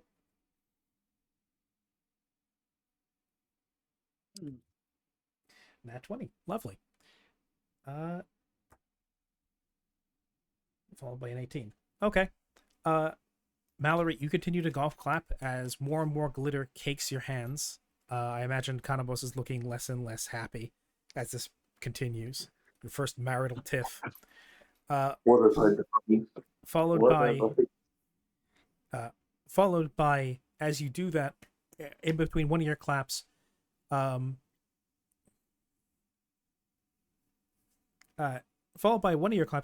between your hands, a tiny little creature appears that looks to be composed of some sort of vegetable matter, giving you the middle finger and swearing at you in an accent you don't understand before it explodes, not into glitter, instead into rainbow blood. I speak Sylvan. Yes. In which case it would have sounded very much, "Oh, you fucking cunt! You're fucking dead! I'll fucking kill you!" Huh. I like how we conclude the encounter with Orthos very diplomatically, but we still ended up with casualties because we keep killing fucking fairies. Which Orthos is Does now looking anything- at this. You made a mess on my floor. Get out. Well, I was going to ask to see your archives, but I agree that's probably for the best. All right, you. Anything in here would either be illegible to you or would take too long to read through. Yes, I suspect. Also, just because this is going to be canon, because totally not because other reasons. While Mallory was doing that, Checkers had a look of disgust She's a fairy sympathizer. Real now. True, she is of Fey relation. She is Kitsune. She is technically of Fey relation. Gasp. Yeah. At which point, Ortho says, I think that's quite enough tomfoolery for one day. Yes, I would agree. Yeah. You've been entertaining. You've stymied my boredom for some time. And there's been some time since I've played host, too. Anyone besides my doorman, let alone people quite so young. You're probably all going to die very soon. If you don't, well, then I suppose you've proven your worth. Yeah. Yes, I believe so. And let us hope the currents of fate take us in that direction. Well, you should hope so. Indeed. Strive hard, strive high. And if you are going to die, well, at least make sure somebody lives to tell a tale about it. I know better than anybody that a story, given time, will always fade away. But the longer it can be perpetuated, the longer the memory survives. So if we're going to die Yes. memorably. Well, this has been enlightening. Hmm. Vayu, I Sure believe we has. have much to discuss. Yeah, it's a lot. It's a lot all at once. Yes, you will take your time. We have time before we get back. I don't expect you to process everything. I only got glimpses. My blessing will remain upon this one, emotions towards Siren, for some time yet. The spell is made to last one of your lifetimes, at least. So, should you find the need to revisit, you may do so, and it will protect you on the way out of the valley. It will not, however, protect you anywhere else, so don't go jumping in any other volcanoes. Well, it wasn't my intention, but knowing Siren, I'm certain that it would have come up. Given the collection of people in front of me, I am not discounting it. I don't. I blame hate you for that I can't dismiss him. Like I legitimately. I can't. I don't even try to. Wannabe king, person who can't help but chat up ancient, powerful, normally antagonistic forces. Someone who wants to fight the pirate king. Someone who wants to throw down a kingdom. Someone who wants to challenge a old family of the Titan's Arm. And Kanabos. And Kanabos. Hey, So who as said a, anything about a challenge? It's gonna be easy breezy. All right. I mean, legally speaking, Cannibals also wants to overthrow an army now. True. Kingdom now. True.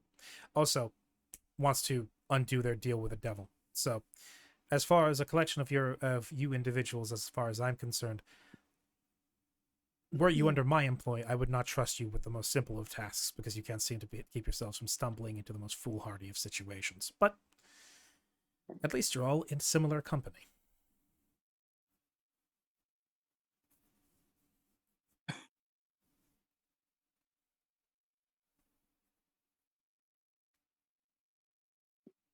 Go on now.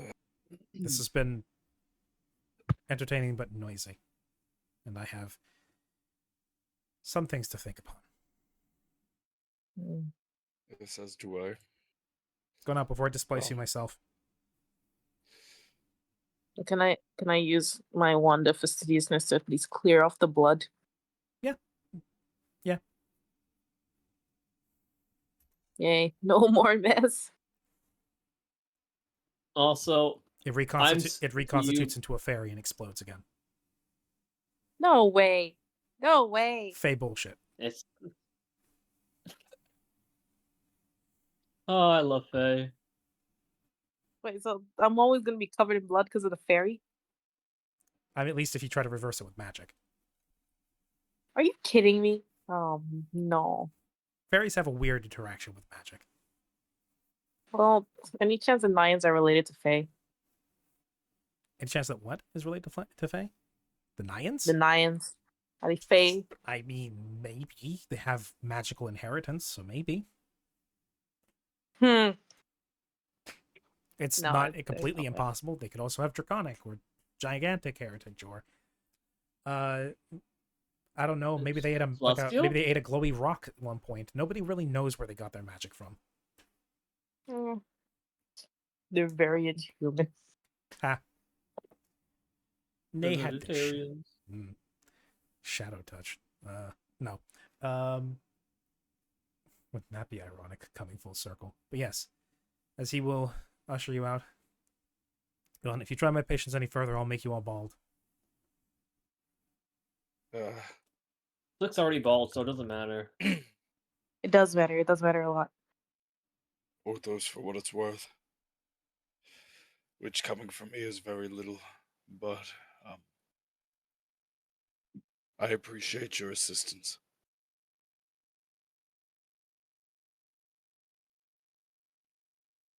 My On this topic, intention is not to assist you. I'm aware that is Your- not your intention, but you did anyways. Your life, and to a degree, that of your so-called brother, at this point, is barely a consideration for me. Until you make something of substance, if you make something of substance, I will not consider anything about what you said or what you promised. Your words are exactly that. Words, until proven otherwise. I imparted what I could, and what I find it in my capacity to. Do not mistake this for any sort of camaraderie or affection. You would do well not to consider it anything approaching that. If you accomplish what you set out to do, you may have my respect. But not until then. You wish to I be, expect nothing less. you wish to be dragonkind? You wish to consider yourself among them? Do what many of us could not. Prove your worth. Prove your words are not hollow, and make them last.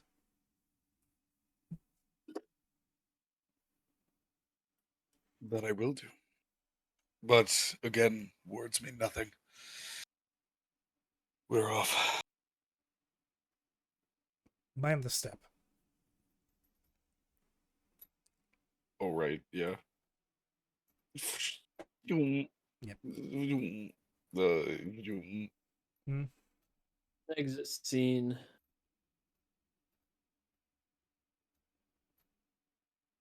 Exit scene right. Or Exit left, I scene. guess. Exit stage left.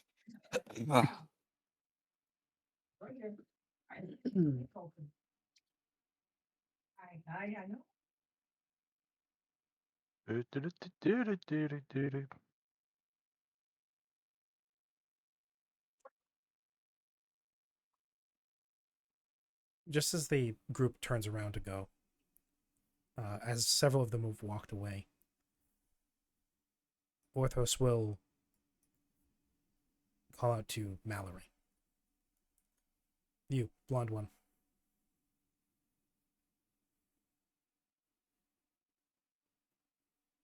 Why is Mallory's token upside down? Good question. I think that's probably on Mallory. I don't know. I think that happened right around when Mallory said she was having evil thoughts. Mallory in Likes reverse. it. I'll prove to you why unlawful evil turns upside down. You, blonde one. Rub hands together maliciously. Handstands. Yes, I shall the invert fey myself. blood stains spread across his fingers. No.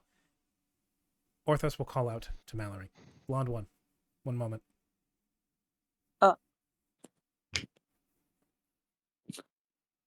Okay. Come closer.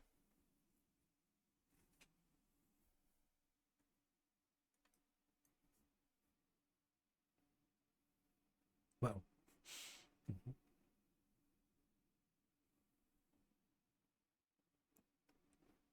a clawed hand will come up, and in what almost resembles a street magician's trick of sleight of hand, a silver token will appear between his claws. That is, it has a sheen in the volcanic light that looks almost kind of greenish gold.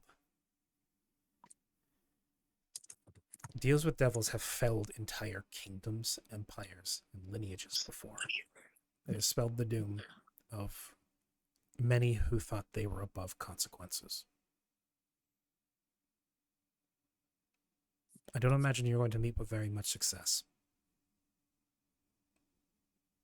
But if you want to stand any chance, then you may wish to put this into use, as he will underhand flick it over towards you. Well, he's gonna catch it and then ask, well, what is this? It is a token. Perhaps you could call it a bribe.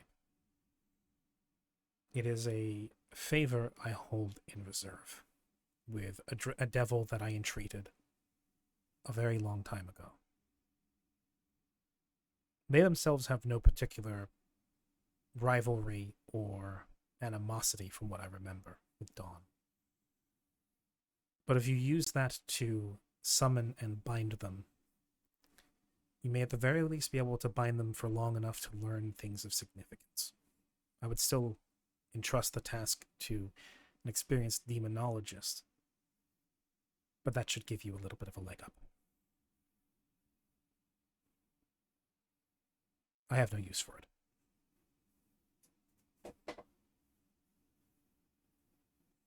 Oh, this is genuinely nice and helpful. Thank you. Like I said, I have no use for it. And quite honestly, I would like to have less powerful devils breaking their bindings and flitting about the material realm. So if that helps you keep them contained, then that's better for everybody.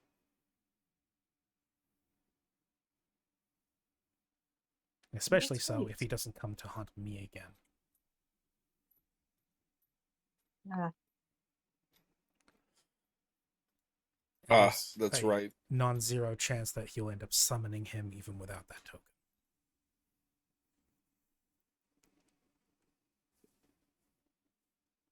Especially if you wish to summon a devil powerful enough to rival her. So, don't mistake I mean, my own motivations for altruism.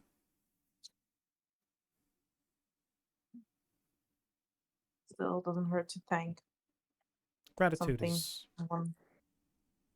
gratitude when properly placed is appreciated. Now go. And if you wish to get the fairy blood off your hands, I would recommend mundane soap. Magic just makes it worse.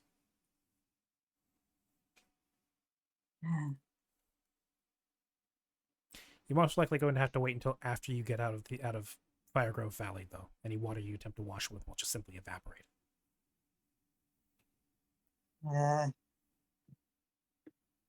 Why doesn't the blood evaporate, man? It's like, It's actually is it because drying. it's on me? It's drying. It's crusting up on your hands.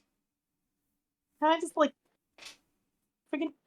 If it's crusty, then then if I ball my hands, it should like It's flake off. Like It's like it's sticking there like a fake tattoo.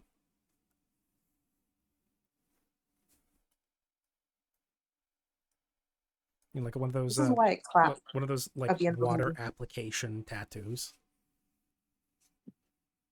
Oh, it feels like where it kind of okay, like well, it kind of like crinkles and breaks after a time, but it still sticks to your skin in between the pores. and we can't touch lava even with the protection, so I can't like burn it all.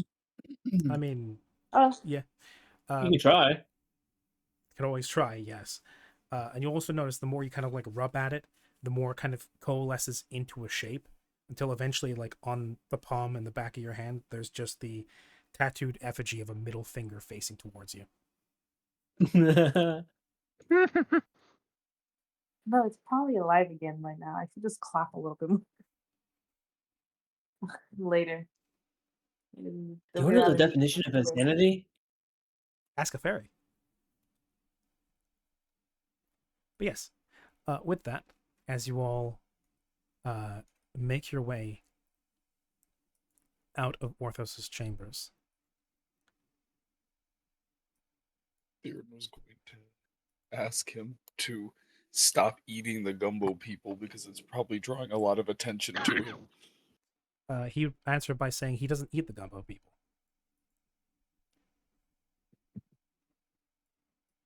That would be his doorman. And even then, The Oh, that's doorman fair. eats the annoying ones. the doorman eats the annoying ones. He usually sticks to eating gems and metal. Yeah. The annoying ones still cause him indigestion, but he eats them because they're annoying. He's doing it out of spite. That's fair. Yeah, I have it all written down in my extensive notes. I love when my players take notes. It's very much appreciated. Thank you, Rami. But yes, as you all step back out, the doorman is currently the closest thing to a reptilian grin as he's eyeing the gumbo chieftain, who's just kind of sitting by the elevator, waiting, looking very nervous. As you all come back, he goes, "Ah, my friends, welcome back. You're all alive in one piece." Yes, meeting with my father was surprisingly pleasant, which I never believed I would have said. That's very different from what I previously heard. I'm glad for all of you. I'm glad you're all having a wonderful time. We all try to supply a wonderful. We Pyroclastic Dragon goes, "You're laying it on too thick." Shall we go back down to the village? You may all, if you wish, rest for the night. I promise, no further tricks, no nothing. The festival is over. You may all rest easy. We've gonna go Gumbo walk is around. Gumbo is all loved out. He does a little Wonderful. old I'm man. just kind of glaring at him. He does a little old man shimmy as he says the words "loved out." Yes.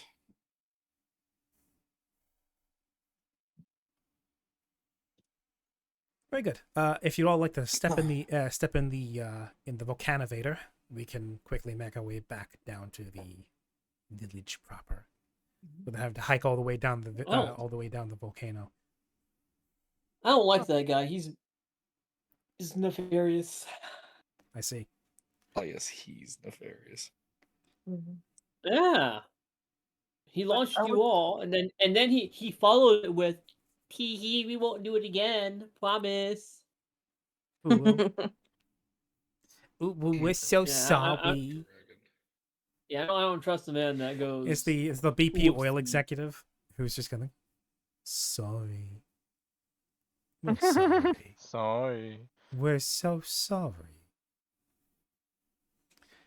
Oh, by the way, when they get back to Gumbo, Mallory is going to the bar, not to get a drink, but to wash their hands. His hands. I see. Shocking.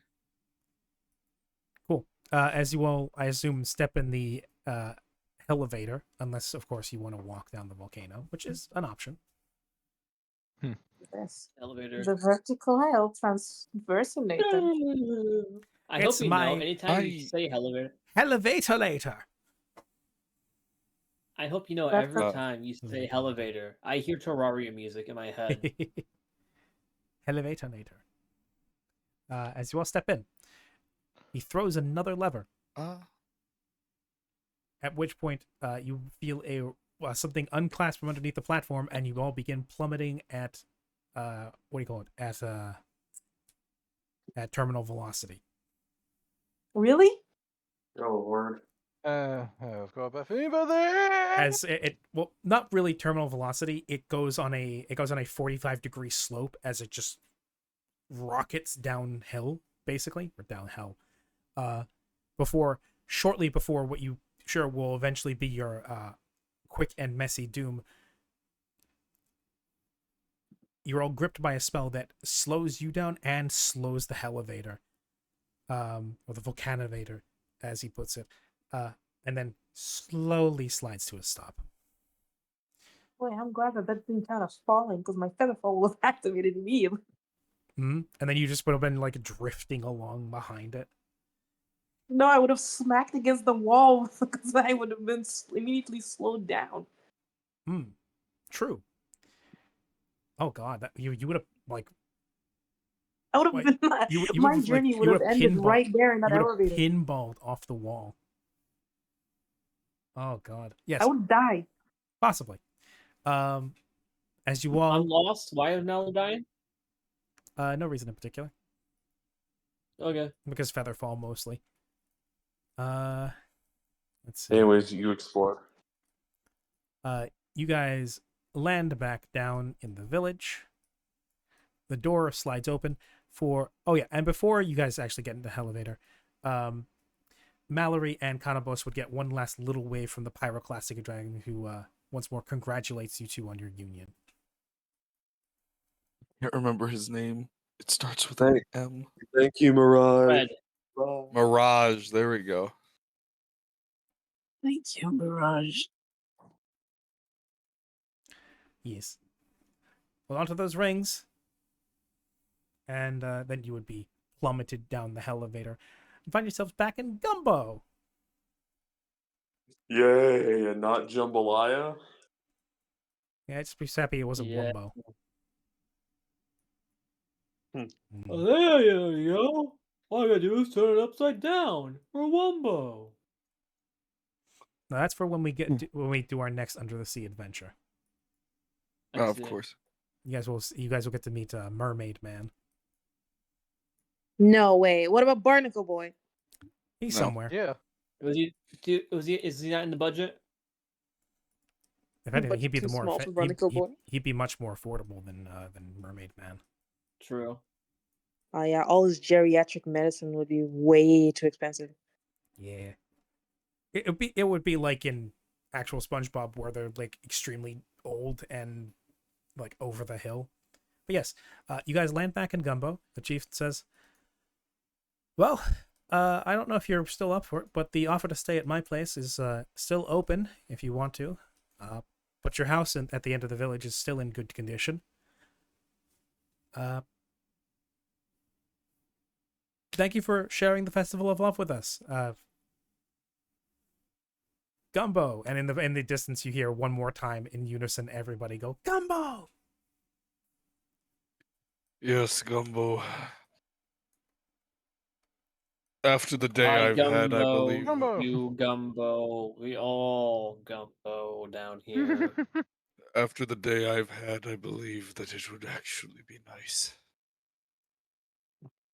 He, she, we, Gumbo. Gumbo Wait, is please a stop gumbo is saying a Gumbo. gumbo is a noun. It's a verb. It's an adjective. Yeah, can we not say that anymore? Gumbo. From now on, Animals, I swear to God. it just remains the party's safe word, like they said before. Yeah. It makes sense considering how much we hate it. It'll immediately draw attention. That'll be your sign that something has truly gone foobar.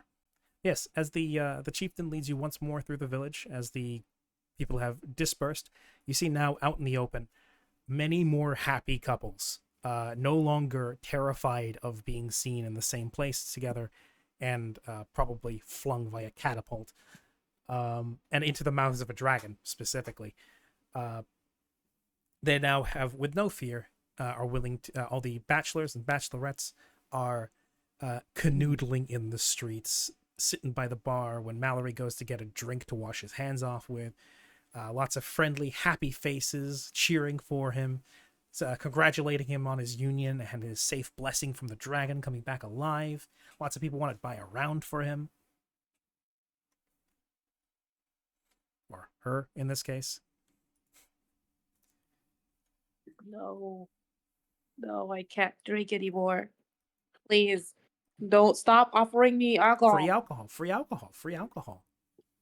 Yes, indeed. Anyways, my lovely wife here needs a new wedding dress. Let's go get a wedding dress, shall we?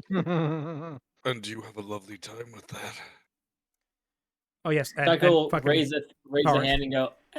"Eh."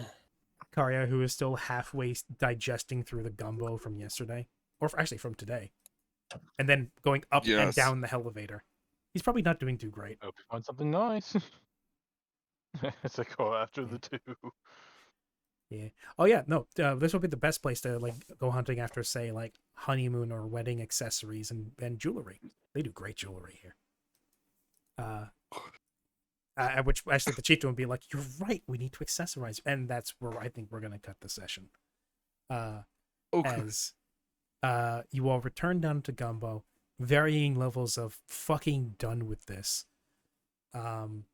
As the ever overly friendly people of Gumbo once more press themselves upon you as you have returned from your ordeal facing Orthos.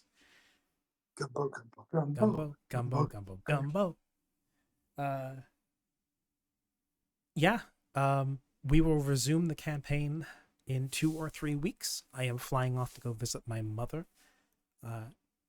As of in the next couple of days. No. So I'm going to be gone for a bit. I'm going to be quieter, not completely incommunicado, but yeah. And until then, this has been the 100th session of Simple Path, capping off.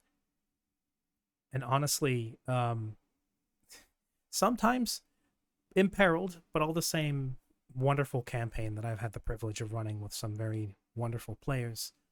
That I'm looking forward to seeing this all the way through with. For like 3 years now. Holy shit. Jesus. Yeah. If not longer. Yeah. Well, if probably less than that if you don't factor in Simple Walk.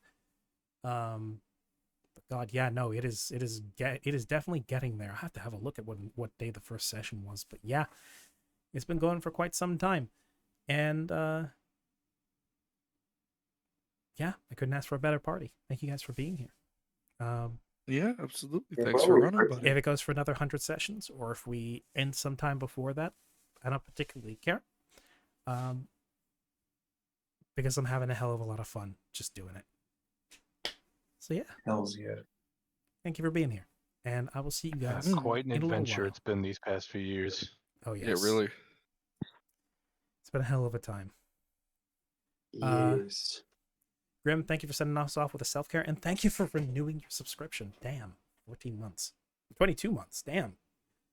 Jesus. Yeah, with your Prime sub. Thank you Hell very yeah. much. That's a privilege. So yeah. So, it is with that I sign off for the next 2-3 weeks, and I will see you guys later. But you're not allowed to. I don't- you're not Bye-bye. allowed. Thank you all Until very next much. time. Those who came, those who stayed, those who didn't. Bye. You're all truly wonderful. I'll see you later. Good Love you. night and good luck for now. Good night. Mm-mm. Morning, So long. good afternoon, Farewell. good night. Farewell. Auf I'll Wiedersehen, keep us saying goodbye. goodbye. And Real quick, I told during the course of the session